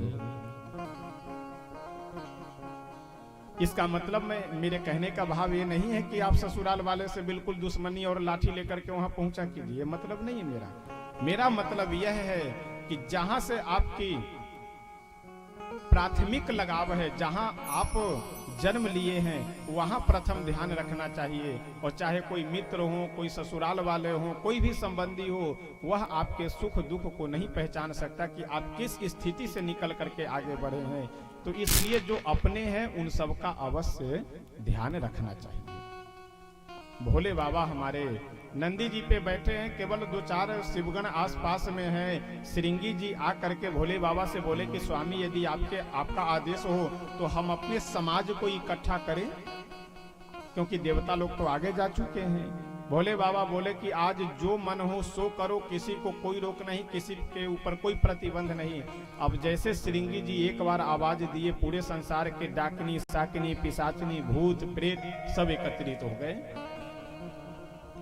और ये जब सभी भूत प्रेत एकत्रित हुए तो भोले बाबा के इस बाराती का अद्भुत वर्णन करते हुए गोस्वामी बाबा लिखते हैं कि ये बाराती सब कैसे हैं। कौन बाराती? भोले बाबा के साथ में जो है चल रहे हैं। नाचहि गावहि गीत, कोई नाच रहा है, कोई गा रहा है, कोई ताली बजा रहा है, कोई अलाप लगा रहा है। सब अलग अलग तरीके से जितने भी बाराती हैं सब अलग अलग अपने अपने कार्य में लगे हुए हैं। और गा कौन रहे हैं? इस बाराती में बहुत से ऐसे बाराती हैं जिनका मुख गधे का है, बहुत ऐसे बाराती हैं जिनका मुख कुत्ते का है, बहुत ऐसे बाराती हैं जिनका मुख बकरे का है। तो आप विचार कीजिए कि जिस बाराती का मुख गधे का है वह यदि गाए तो उसके मुख से कौन सा स्वर निकलेगा? वो धीसू धीसू के अलावे और क्या वह बोल सकता है? नाचहि गावहि गीत, परम तरंगी भूत सब देखत अति विपरीत, बोलहि वचन विचित्र विधि। अनेक प्रकार के गधा अपना अलग स्वर लगाए हुए है, कुत्ते का अपना अलग आलाप चल रहा है। अच्छा, कुत्ते का आप आलाप देखते हैं, वो जो शुरू होता है उसका हुआ हुआ करना, कोई मात्रा नहीं, कोई स्वर नहीं, कोई ताल नहीं, ये सब लोग गा रहे हैं, बजा रहे हैं। गोस्वामी बाबा बहुत सुंदर वर्णन करते हुए कहते हैं कि कैसे कैसे बाराती हैं। को मुखहीन विपुल मुख का, को मुखहीन विपुल मुख का, को मुखहीन विपुल मुख का, को मुखहीन विपुल मुख का, को मुखहीन विपुल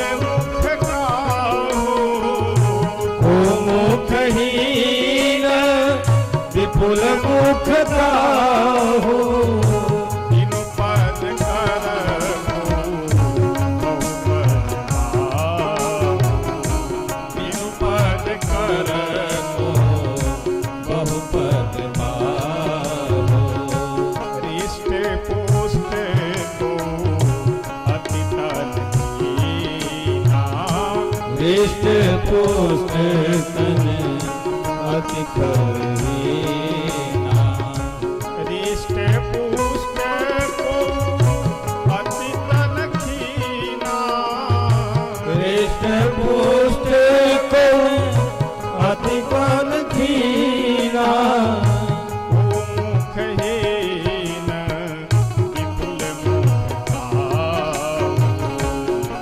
मुखहीन विपुल मुख काहू। मुखहीन विपुल मुख काहू। मुखहीन विपुल मुख काहू। को मुखहीन विपुल मुख, किसी बाराती को के शरीर में एक भी मुख नहीं है। क्या है? पूरा केवल जैसे फुटबॉल देखे हैं ना, और शरीर में ही आप अनुभव कर लीजिए, हाथ भी ना हो, पैर भी ना हो और मुख भी ना हो, तो केवल गर्दन से ही कमर तक का भाग है। कोई बाराती का केवल इतना ही शरीर है और न ऊपर है न नीचे है। किसी के एक भी मुख नहीं और किसी के पूरे शरीर में मुख ही मुख है। किसी बाराती के एक भी पैर नहीं और किसी बाराती के पूरे शरीर में पैर ही पैर। ऐसे विचित्र यह बाराती है। और ऐसे विचित्र बाराती, अब अच्छा आप मान लीजिए, विचार कीजिए कि जिस बाराती के शरीर में एक भी पैर नहीं है, एक भी मुख नहीं है, हाथ नहीं है, वह यदि नृत्य करे तो किस प्रकार का नृत्य करेगा? अब जैसे फुटबॉल या कोई गेंद की आप कभी नीचे पटके तो ऊपर उठेगा, फिर नीचे गिरेगा, फिर ऊपर, यही प्रक्रिया रहती है। तो जिस बाराती के शरीर में हाथ पैर मुख कुछ ही नहीं, बिल्कुल गुब्बारा जैसा उसका शरीर है, तो बस वही केवल कूद कूद करके नाच कर सकता है, और क्या वो नृत्य करेगा?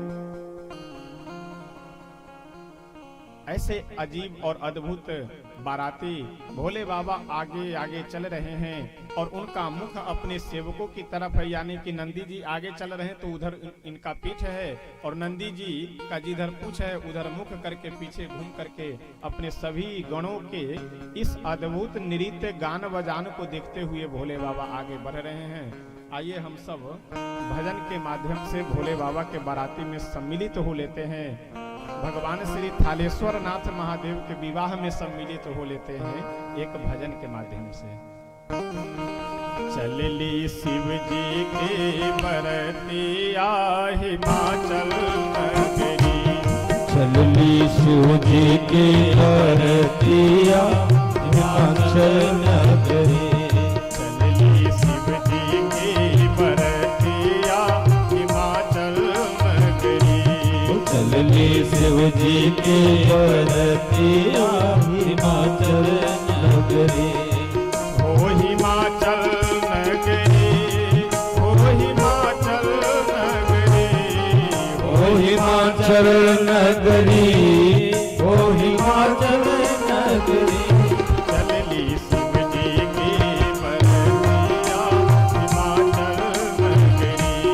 चलली शिव जी की बरतिया हिमाचल नगरी। कोई बराती टेढ़ा मेढ़ा, कोई छोटा कोई मोटा। कोई बराती टेढ़ा मेढ़ा, कोई छोटा कोई मोटा।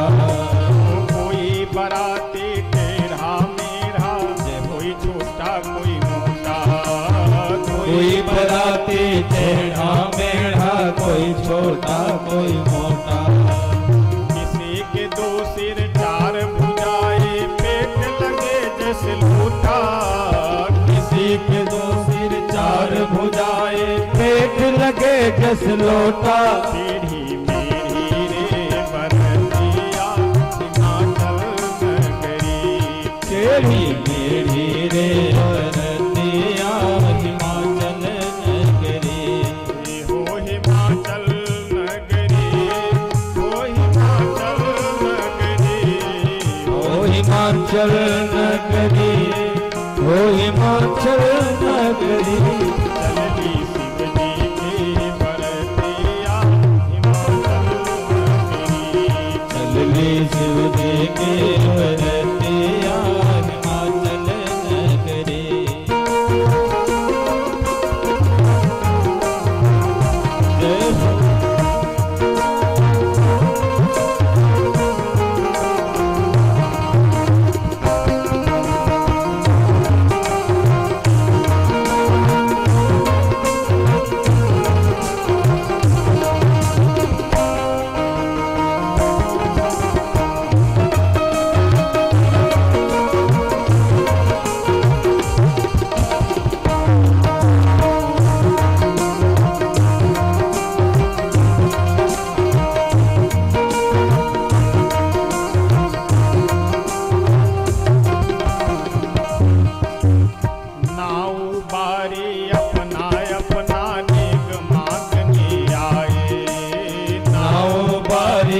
अपना अपना नेक मांगने आए।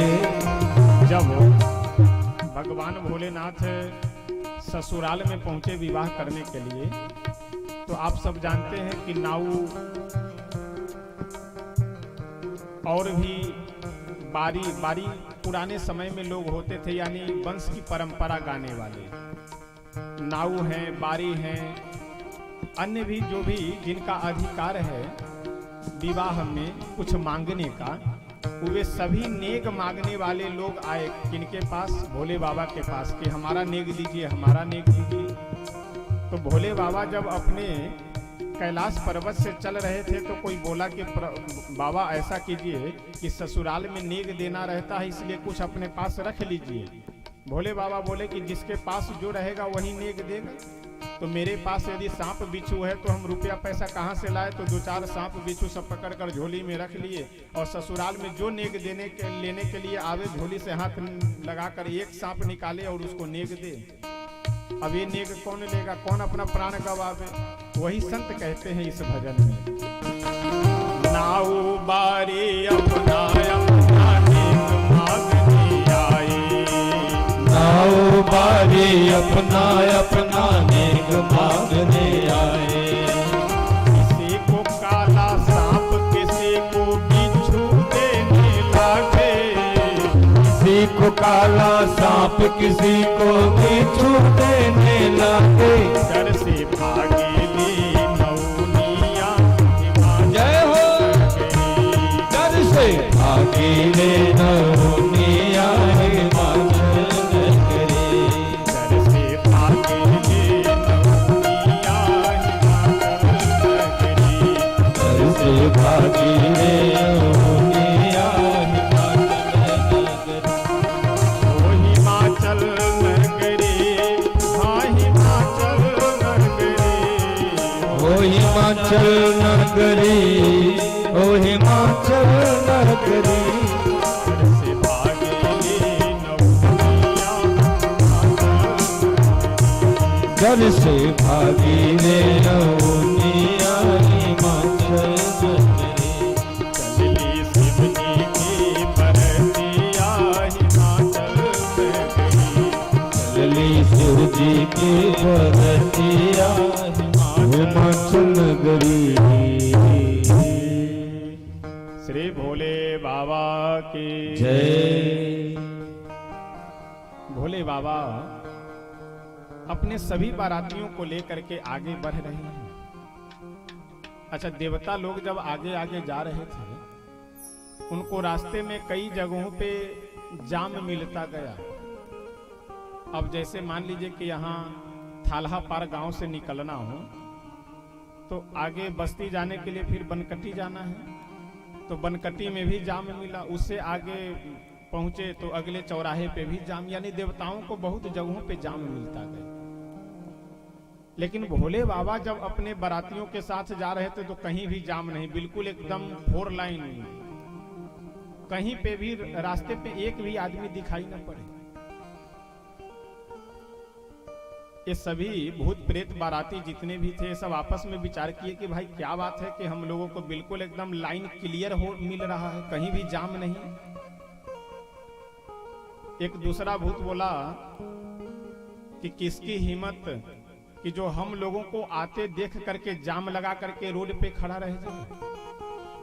मान लीजिए कि सरयू जी के उस पार बाराती को जाना हो, पुल पार करके, पुल पे यदि जाम लगा हुआ हो और उसी समय ये सभी भूत प्रेत बाराती पहुंच जाए तो आप विचार कीजिए कि क्या कोई भी व्यक्ति पुल पे खड़ा रह सकता है? वो भले ही नदी में कूद करके प्राण गंवा ले, लेकिन इनको देख करके कोई पुल पे 1 मिनट भी नहीं रह सकते। सभी नाचते गाते गिरिराज हिमालय के यहाँ पे पहुंचे तो पार्वती मैया की जो माँ है उनका नाम क्या है? मैना जी। मैना जी अपने राजमहल के छत पे जाकर के बैठ गई, किस लिए? अपने होने वाले दामाद को देखने के लिए। पहुंच गए छत पे, नारद जी को जैसे मैना जी देखी वैसे बोले कि आइए आइए बाबा। अच्छा, इस विवाह के बरतुहारी कौन है? बरतुहारी मतलब समझ, उसको ऐसे लोगों को अगुआ कहते हैं। यहाँ बरतुहारी बिचौलिया। तो बिचौलिया कौन है? बिचौलिया है श्री नारद जी। आइए बाबा बैठिए, आपकी बड़ी कृपा जो मेरी बेटी के लिए इतना सुंदर आप वर ढूंढ करके लाए हैं। इतने में इंद्र जी आ गए अपने पूरे समाज के साथ में। इंद्र जी को देख करके मैना जी बोली कि बाबा हो ना हो कहीं यही तो मेरे होने वाले दामाद नहीं है। नारद जी बोले अरे नहीं माता जी क्या बात कर रही हो, ये तो आपके होने वाले दामाद के यहाँ की जितने भी कर्मचारी हैं जितने। अब मैना जी के तो और प्रसन्नता बढ़ गई कि अरे सुंदर होंगे। इंद्र जी गए तो ये तो मेरे अवश्य होने वाले दामाद होंगे। नारद जी बोले कि माता जी अब छोटी छोटी बात मत बोला करो, ये जितने लोग आ रहे हैं इसमें एक दो केवल आपके होने वाले दामाद के मित्र हैं, बाकी सब नौकर चाकर हैं। ये जो जा रहे हैं ये पानी भरने का काम करते हैं आपके दामाद के। जय। मैना जी बोले कि बाबा कि जो इतने सुंदर वर इतने सुंदर दामाद मेरे लिए ढूंढ करके लाए हैं। नारद जी मन ही मन बोले कि यही बात बाद में कहो तब माने कि अब यहाँ रहना खतरे से खाली नहीं है, क्योंकि जैसे अपने होने वाले दामाद को ये देखेगी तो आया तो हूं मैं सीढ़ी के द्वारा जीना से होकर के, और वापस नीचे जाऊंगा सीधे छत से नीचे, क्योंकि जैसे अपने होने वाले दामाद को ये देखेगी तुरंत 2-3 सैनिकों को बुलाएगी और उठवा करके नीचे छत से डलवा देगी कि यही मेरे लिए वर ढूंढ करके लाए हो। नारद जी बोले कि मैना जी अब मैं चल रहा हूँ क्योंकि मुझे बहुत जिम्मेदारी है, व्यवस्था देखनी है, तो इसलिए अब मैं चलता हूँ। मैना जी बोली कि बाबा मुझे भी तो जिम्मेदारी है, मैं भी चलती हूँ। जब अब मेरे होने वाले दामाद के इतने अच्छे अच्छे इतने बढ़िया बढ़िया नौकर चाकर हैं, तो मैं बस दामाद के विषय में समझ गई कि मेरे दामाद कैसे होंगे। नारद जी मन ही मन कहते हुए चल पड़े कि तुम समझो चाहे नहीं समझो, हम तो समझ रहे हैं कि आगे क्या होने वाला है। नारद जी नीचे उतर करके आ गए। भोले बाबा सभी अपने गणों के साथ जैसे गिरिराज हिमालय के नगर में पहुंचे तो पुराने समय में यह व्यवस्था थी आगवानी करने की।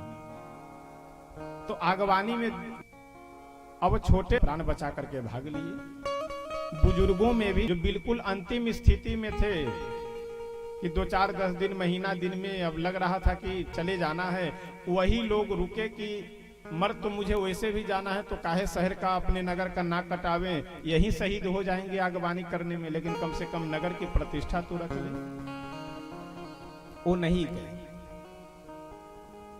भूत प्रेतों को जैसे कुछ लोग खड़े हुए दिखाई पड़े, जाकर के ये लोग बोले कि हमारे ठहरने की व्यवस्था कहाँ है। अगवानी करने वाले जो 2-4 बुजुर्ग हिम्मत बांध करके खड़े थे वो हाथ जोड़ के बोले कि महाराज आपको कौन ठहरा सकता, आप तो जहां ठहर जाओ वही व्यवस्था है आपकी। लेकिन फिर भी इशारा कर दिए कि इधर आपके ठहरने की व्यवस्था है। वो सब गए जब हॉल में तो नीचे बढ़िया चादर आदि डाल करके आसन लगा हुआ है, आसन पे कोई नहीं, कोई पंखा पकड़ करके झूला झूल रहा है, तो कोई बल्ब पकड़ करके, कोई छत से लटका हुआ, सब छत से लटके झूला झूल रहे, नीचे कोई भी नहीं। ये आगवानी करके जो लोग गिरिराज हिमालय के पास गए, गिरिराज हिमालय बोले कि क्यों जो दुल्हा के साथ में बाराती लोग आए हैं क्या उनको आप लोगों ने ठहरा दिया? अगवानी करने वाले बोले कि महाराज ठहरा नहीं दिया, वो ठहर गए। अच्छा सही बात भी है, तो अच्छी बात है। नाश्ते की जो भी व्यवस्था है वो सब नाश्ता लेकर के जाओ कराओ। अगवानी करने वाले बोले कि महाराज किसी और को भेजो, अब मैं नहीं जाऊंगा। जय।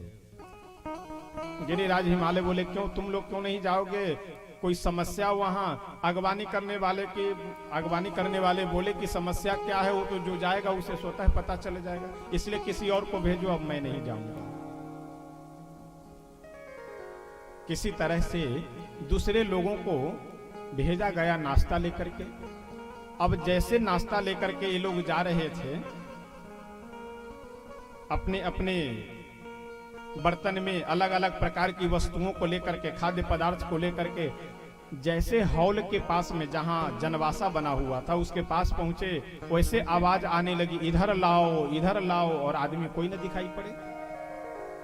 अब जैसे ऊपर छत की ओर देखे तो कोई पंखे को पकड़ करके झूला झूल रहे हैं, तो कोई छत से लटके हैं, तो कोई बल्ब पकड़ के लटके हैं। भूत प्रेतों को देखकर और इधर लाओ आवाज सुन करके सब जिसके हाथ में जो है वही फेंक करके वहां से भाग लिए।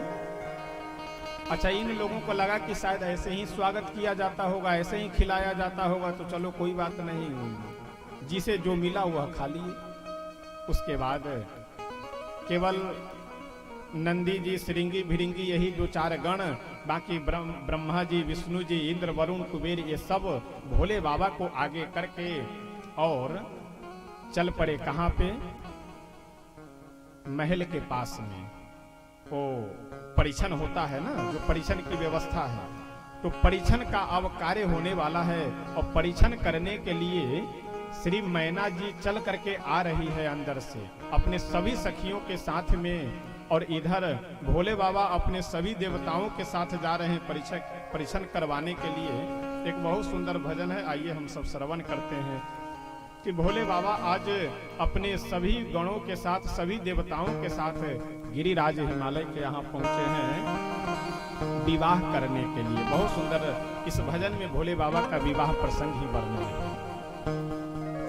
एहन बौरहवा के, एहन बौरहवा के, रचल बियाह बसाह पर चल आवे, सरकार बसाह पर चल आवे, दुल्हा सरकार हो बसाह पर चल आवे। एहन बौरहवा के, एहन बौरहवा के, रचल बियाह बसाह पर चल आवे, दुल्हा सरकार बसाह पर चल आवे, दुल्हा सरकार हो बसाह पर चल आवे।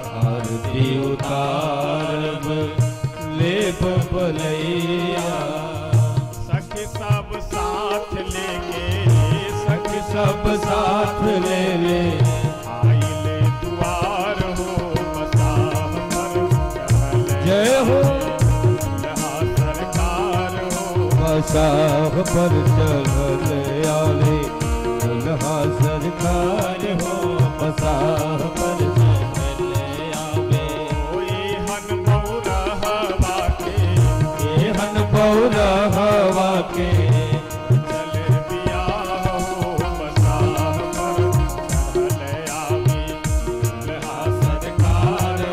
बसाह पर चल आवे, दुल्हा सरकार हो बसाह पर चल।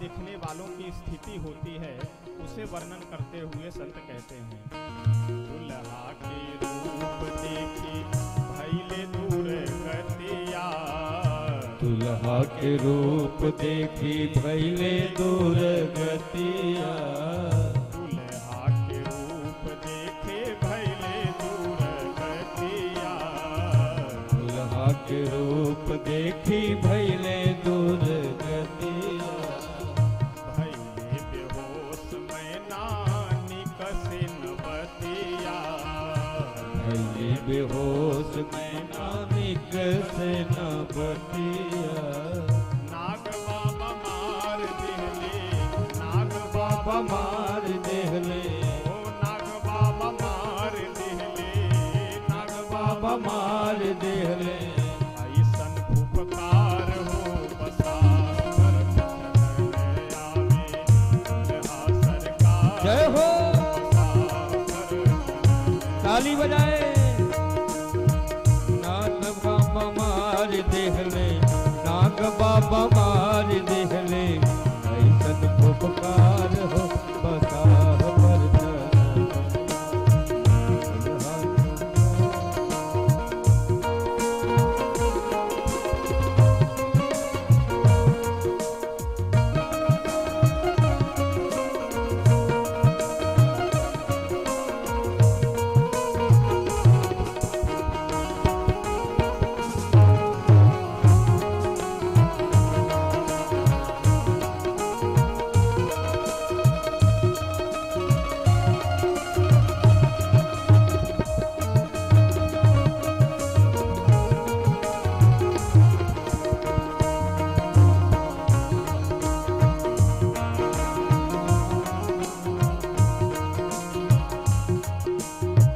भजन की अंतिम पंक्ति में बहुत सुंदर लिखते हुए कहते हैं कि मैना जी जब अपने होने वाले दामाद के स्वरूप को देख लेती है तो विवाह करने से इनकार कर देती है कि मैं अपने बेटी का विवाह इस पागल के साथ में नहीं करूंगी।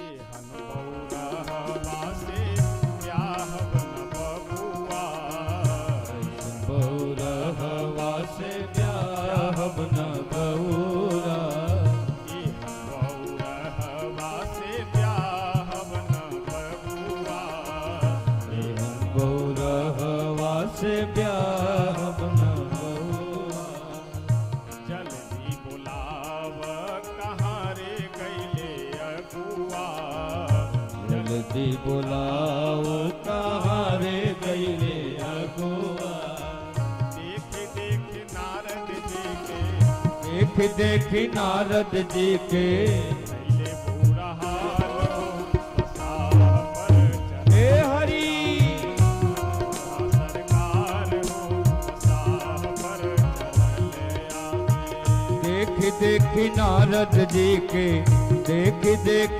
नारद जी के, भइल बुरा हाल हो बसाह पर चढ़ले, बर बहुरा हो बसाह पर चढ़ले आवे, दुल्हा सरकार हो बसाह पर चढ़ले आवे, दुल्हा सरकार हो, एहन बहुरहवा के, एहन बहुरहवा से, एहन बहुरहवा के, एहन बहुरहवा से, चल बियाह हो बसाह पर चढ़ले आवे, दुल्हा सरकार हो बसाह पर चढ़ले आवे, दुल्हा सरकार हो बसाह पर चढ़ले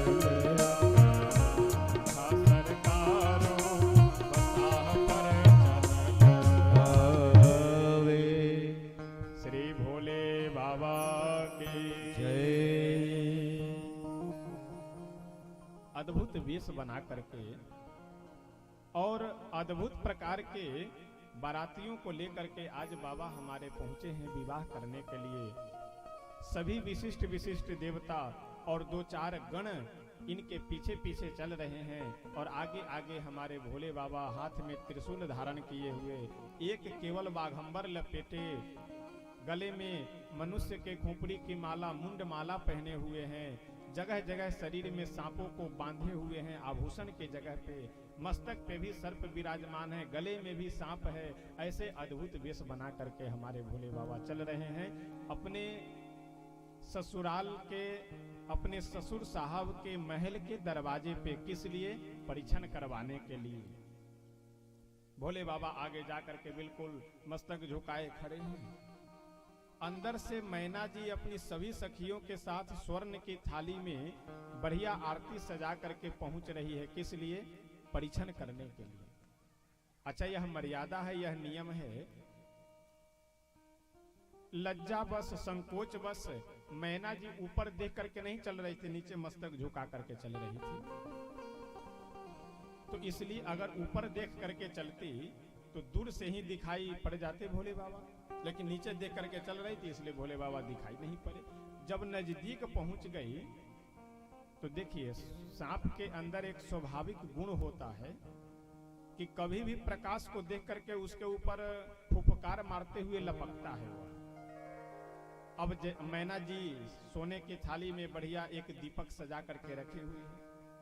उस दीपक की लौ पे जैसे ही भोले बाबा के गले में विराजमान नाग देवता फुफकार मार के जैसे लपके, वैसे मैना जी सोची कि यहाँ सांप, महल में सांप कहां से आ गया।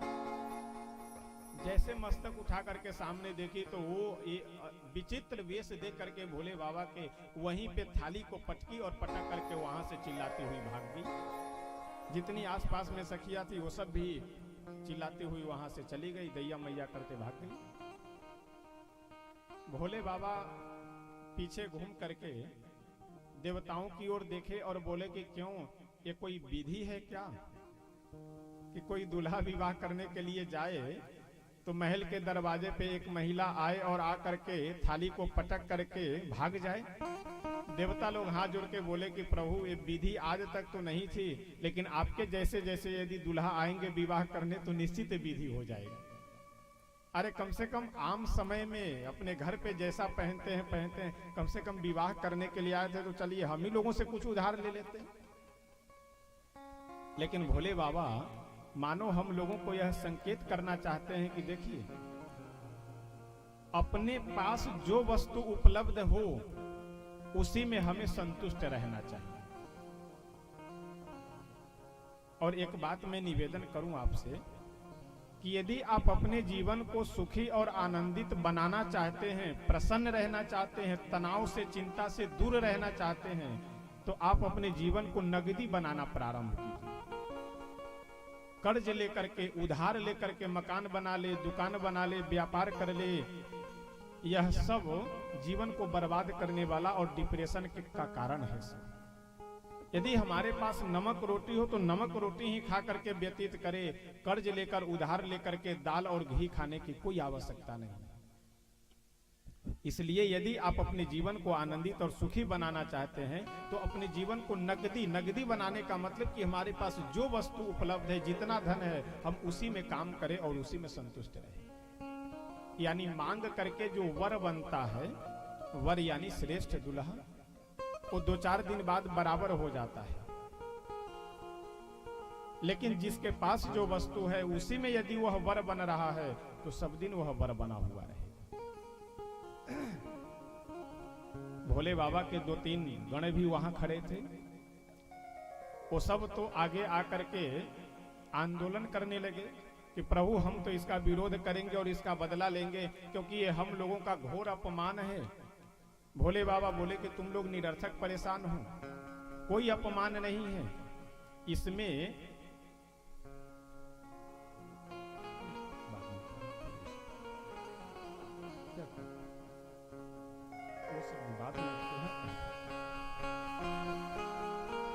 श्री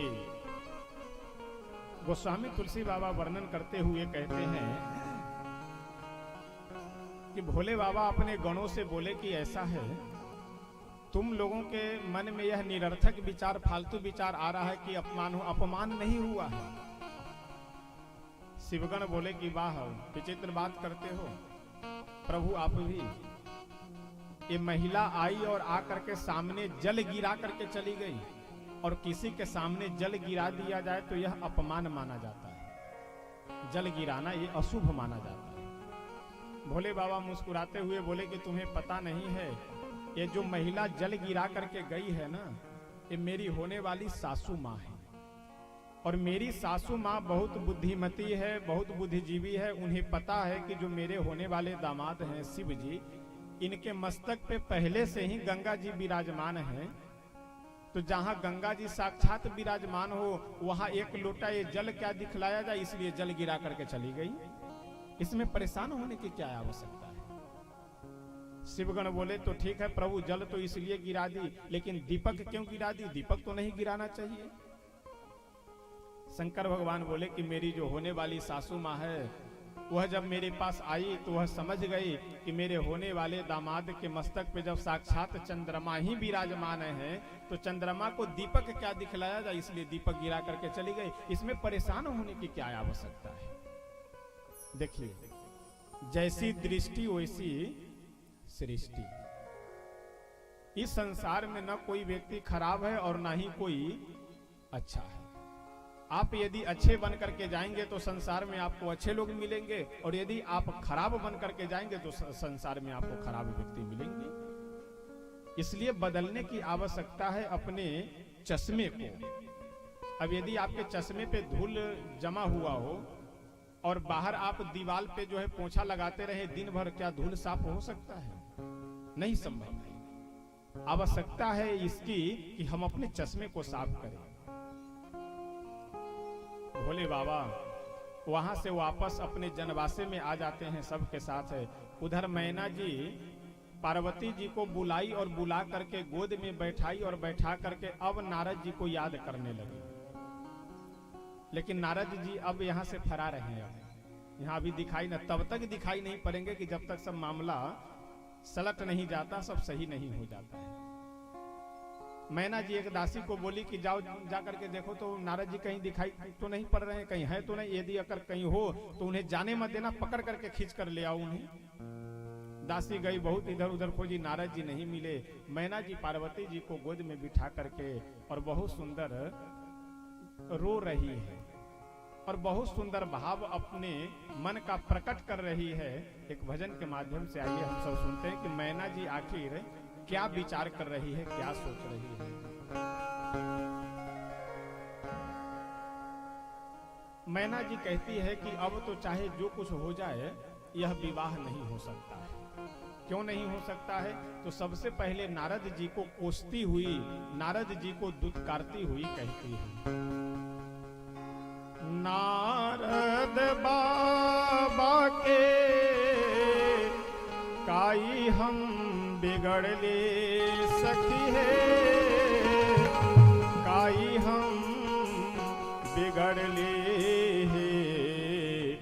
डेराइल जियरा। मैना जी कहते हैं कि नारद जी से तो कोई हमारी दुश्मनी थी ही नहीं कभी, न नारद जी का मैं कुछ बिगाड़ की थी और ना ही नारद जी को हमसे कुछ बदला लेना था। तो पता नहीं नारद जी मेरे साथ किस जन्म का यह बदला ले रहे हैं कि कहाँ मेरी इतनी सुंदरी बेटी और कहाँ यह पागल दुल्हा। तो मेरी बेटी का विवाह एक पागल के साथ में करवाने के लिए यह पूरी व्यवस्था तैयार कर देते हैं। नारद जी हमारे साथ बहुत ही धोखा किए। नारद बाबा के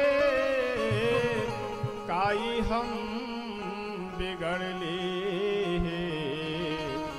डेराइल जियरा, खोज देहलन बर बउरा, डेराइल जियरा, खोज दिहलन बर बउरा, डेराइल जियरा।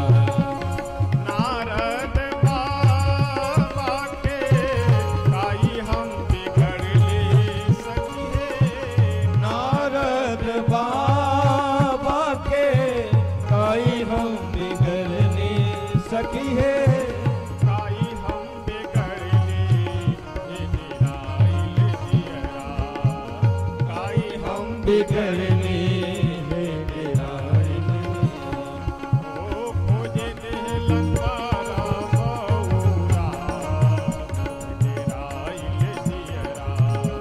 खोजी दिहलन बर बौरा हो डेराई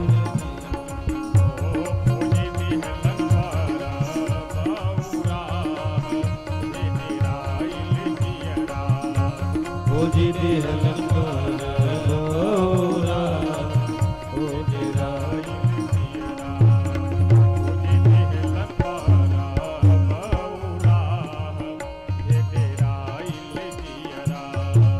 खोजी दिहलन बर बौरा हो डेराई अगली पंक्ति में कहती है, जो सखी साथ में नहीं गई थी वह पूछती है कि हे महारानी जी, आप वर को देख करके, दुल्हा को देख करके इतनी परेशान हो, तो दुल्हा कैसे है, जरा हम लोगों को भी तो बताओ। मैना जी कहती है कि दुल्हा, अरे मत पूछो, ऐसा भयंकर और ऐसा अमंगल वेश कि आज तक तुम अपने जीवन में कभी नहीं देखी होगी। कैसा वेश है? तो मैना जी सभी सखियों से कहती है, अंग में विभूति सोहे, गले मुंड माला पहिरे। अंग में विभूति सोहे, गले मुंड माला पहिरे। अंग में विभूति सोहे, गले मुंड माला पहिरे।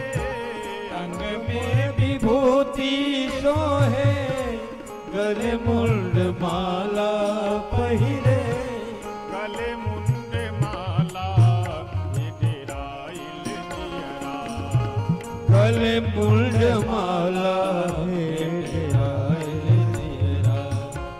नागवा छोड़ेला फुफुकार हे डेराइल दियरा। नगवा छोड़ेला फुफुकार हो डेराइल दियरा। ओ नागवा छोड़ेला फुफुकार हे डेराइल दियरा। नगवा छोड़ेला फुफुकार हे डेराइल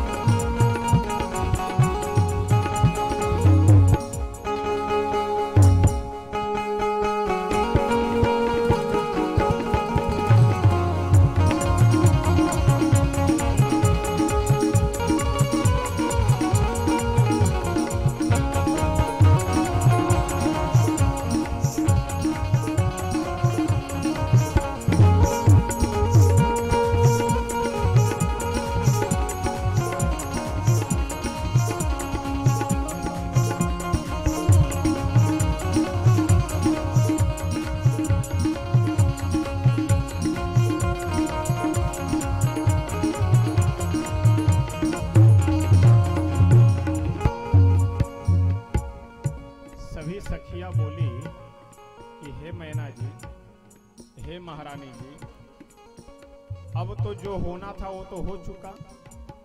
दुल्हा भी द्वार पे आ चुके हैं, बाराती भी द्वार पे आ चुके हैं, तो अब क्या होगा, विवाह होगा या नहीं?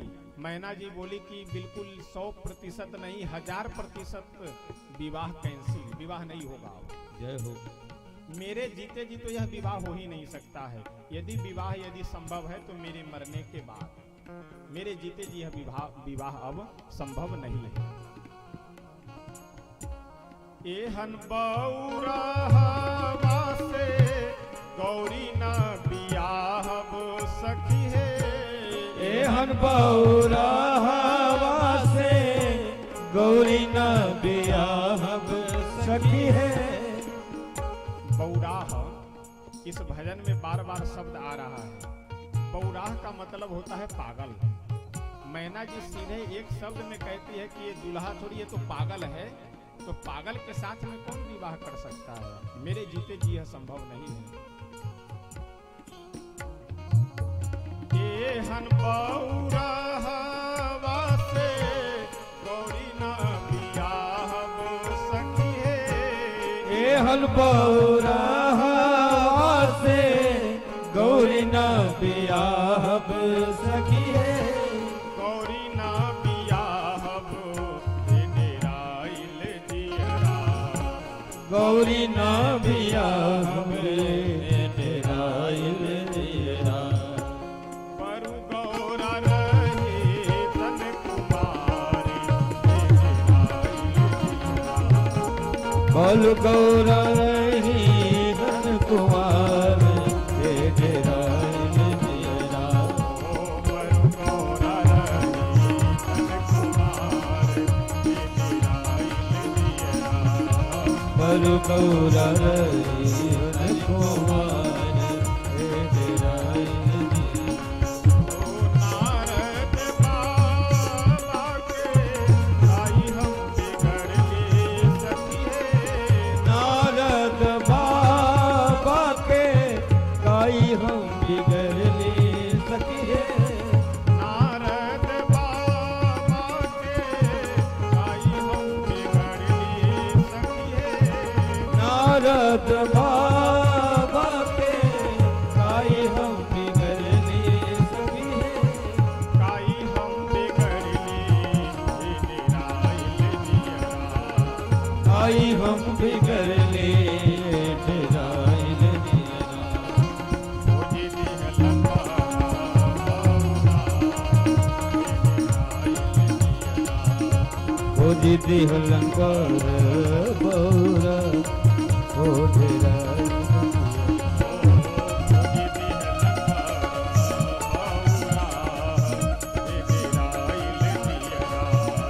ओ दीदी हलन पर बौरा ओ डेराइल जियरा।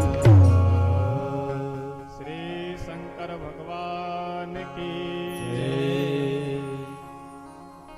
मैना जी आज बिल्कुल संकल्प कर करके बैठ गई कि विवाह अब नहीं हो सकता है, और मेरे जीते जी तो विवाह यह बिल्कुल संभव नहीं है। मेरे मरने के बाद चाहे भले ही विवाह हो। मैना जी से आसपास में बैठी हुई सखिया बोली कि महारानी जी, आपको पता है यदि विवाह नहीं करेंगे तो ये भूत प्रेत पिशाच नगर को उजाड़ डालेंगे। मैना जी बोली कि चाहे उजड़ जाने दो नगर को, लेकिन विवाह यह नहीं हो सकता है।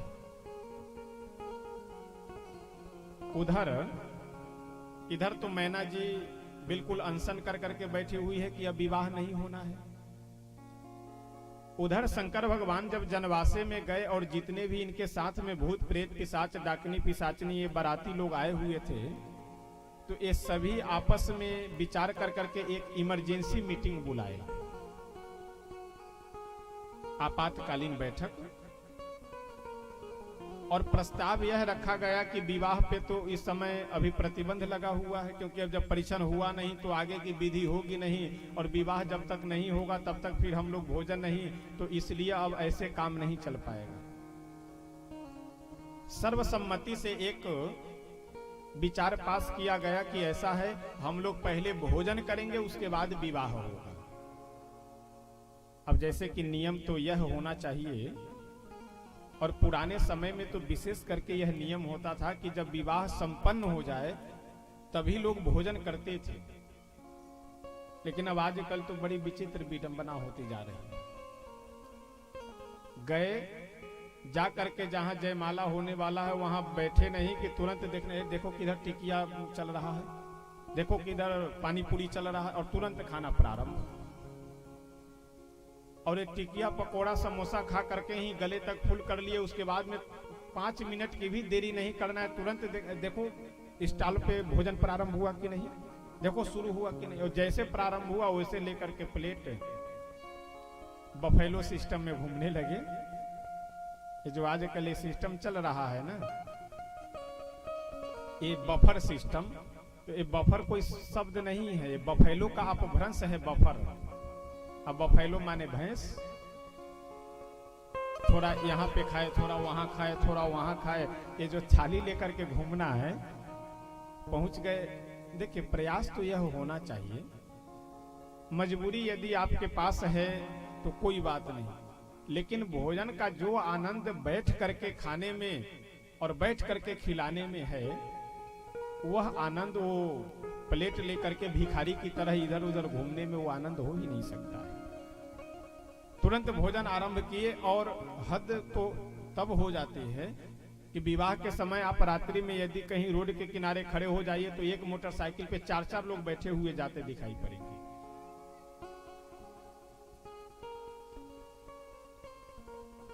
सभी भूत प्रेत जितने भी थे, ये सब विचार आपस में किए और बोले कि हम लोग पहले भोजन करेंगे, उसके बाद विवाह होगा, क्योंकि विवाह का अब कोई ठीक ही नहीं है। जब लड़की की माँ ही कह रही है कि मेरे जीते जी विवाह नहीं हो सकता है, तो पता ना कितना प्रपंच करना पड़े, कितना मीटिंग, कितनी विचार विमर्श होगा, इसलिए पहले हम लोग भोजन कर लेंगे। आप जब श्री रामचरितमानस में प्रसंग पढ़ेंगे तो जब श्री सीताराम जी का विवाह प्रसंग आता है तो वहां पे पहले विवाह की चर्चा है, फिर भोजन की चर्चा है। और भोले बाबा के विवाह में पहले भोजन की चर्चा है, फिर विवाह की चर्चा है। सभी बाराती लोग एक सेवक को बुला करके और श्री गिरिराज हिमालय के पास यह सूचना भेजे कि ऐसा है, विवाह वगैरह अब जब होना होगा तो होगा, पहले हम लोग भोजन करेंगे। गिरिराज हिमालय प्रस्ताव स्वीकार कर लेते हैं, बोले कोई बात नहीं, भोजन तो यहाँ तैयार है, भोजन आप लोग कीजिए। सभी बाराती बैठ गए भोजन करने के लिए। अच्छा, जो नवयुवक होते हैं उन सबको परोसने के लिए या मेहनत वाले कार्य में लगाया जाता है, और जो बुजुर्ग होते हैं, विशिष्ट होते हैं, उनको व्यवस्थापक के रूप में लगाया जाता है कि आप व्यवस्था देखिए कि कहाँ क्या मिला, कहाँ क्या कमी रह गई। सभी लाइन में बाराती लोग बैठे हुए हैं। एक पत्तल परोसने वाला व्यक्ति जब पत्तल परोसते हुए जा रहा था तो जाकर के एक जगह वह रुक गया, खड़ा हो गया। एक बुजुर्ग व्यवस्थापक थे, वो बोले अरे भाई साहब क्यों खड़े हो गए, आगे बढ़ो, पत्तल देते हुए आगे बढ़ो। पत्तल परोसने वाला बोला कि बहुत यहाँ धर्म संकट है। वह बुजुर्ग जो व्यवस्थापक थे वो बोले कैसा संकट? पत्तल परोसने वाला बोला कि आकर देखिए तब तो पता चलेगा।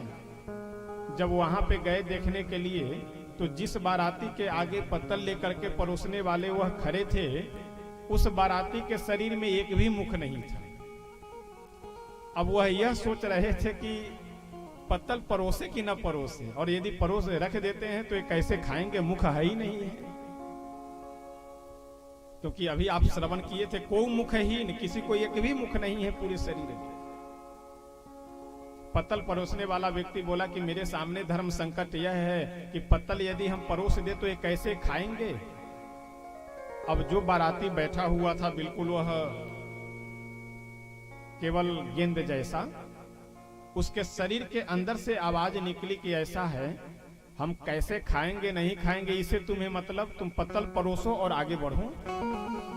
पत्तल परोसने वाला बोला कि कोई बात नहीं, ठीक है, परोस करके वहां से आगे बढ़ा। एक जगह जाकर फिर रुक गया।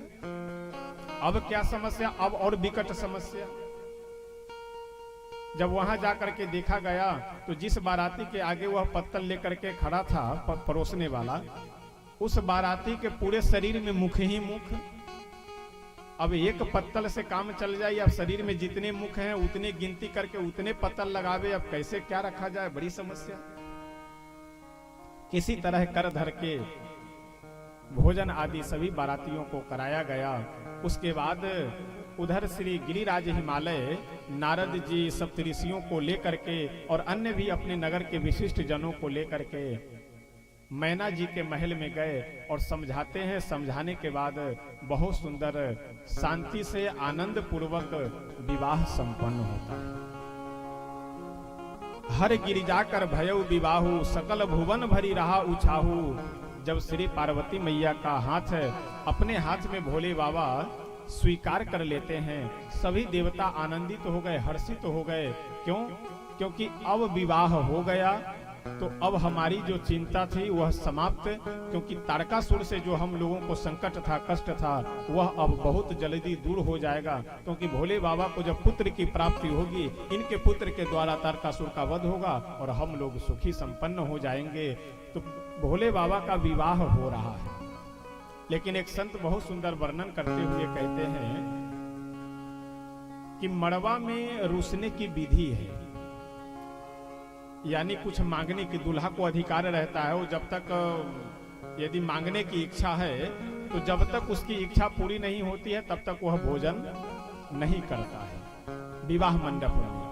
तो विवाह मंडप में जाकर के भोले बाबा भी आज रुक गए हैं, भोजन नहीं कर रहे हैं, कुछ मांग रहे हैं। क्या मांग रहे हैं? तो इस भजन में बहुत सुंदर वर्णन करते हुए कहते हैं, श्री भोले बाबा हमारे रूसे हुए हैं। रूसना समझ रहे हैं ना? रूसने का मतलब कि जो हमारी कुछ इच्छा है, जिद करना, कि जिद किए बैठे हैं कि हमें जब यह मिलेगा तभी हम भोजन करेंगे, नहीं तो भोजन नहीं करेंगे। काले के शिव के मनाइब हो, शिव मानते नाही। काले के शिव के मनाए हो, शिव मानत नाही। काले के शिव के मनाइब हो, शिव मानते नाही। काले के शिव के मनाए हो, शिव मानत नाही। काले के शिव के मनाइब हो, शिव मानते नाही। काले के शिव के मनाई हो, शिव मानत नाही। काले के शिव के मनाइब हो, शिव मानते नाही। काले के शिव के मनाए हो, शिव मानत नाही। काले के शिव के मनाइब हो, शिव मानते नाही। काले के शिव के मनाए हो, शिव मानत नाही।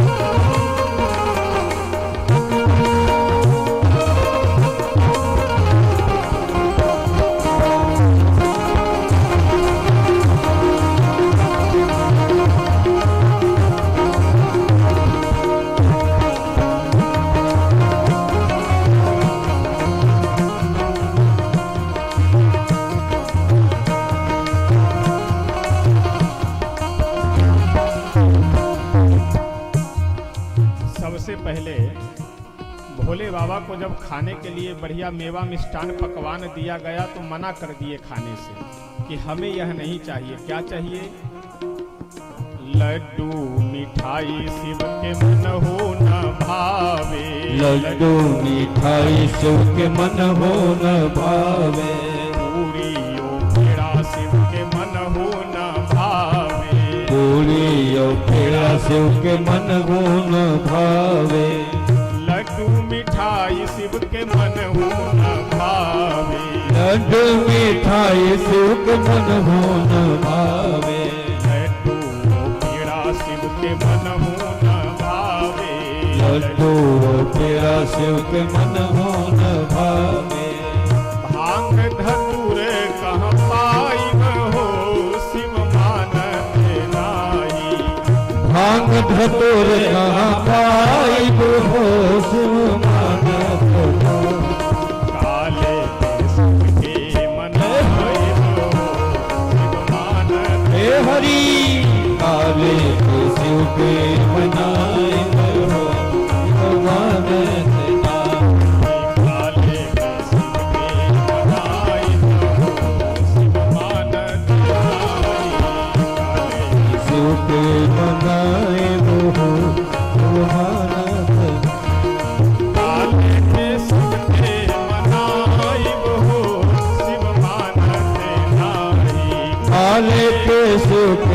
मनाए हो शिव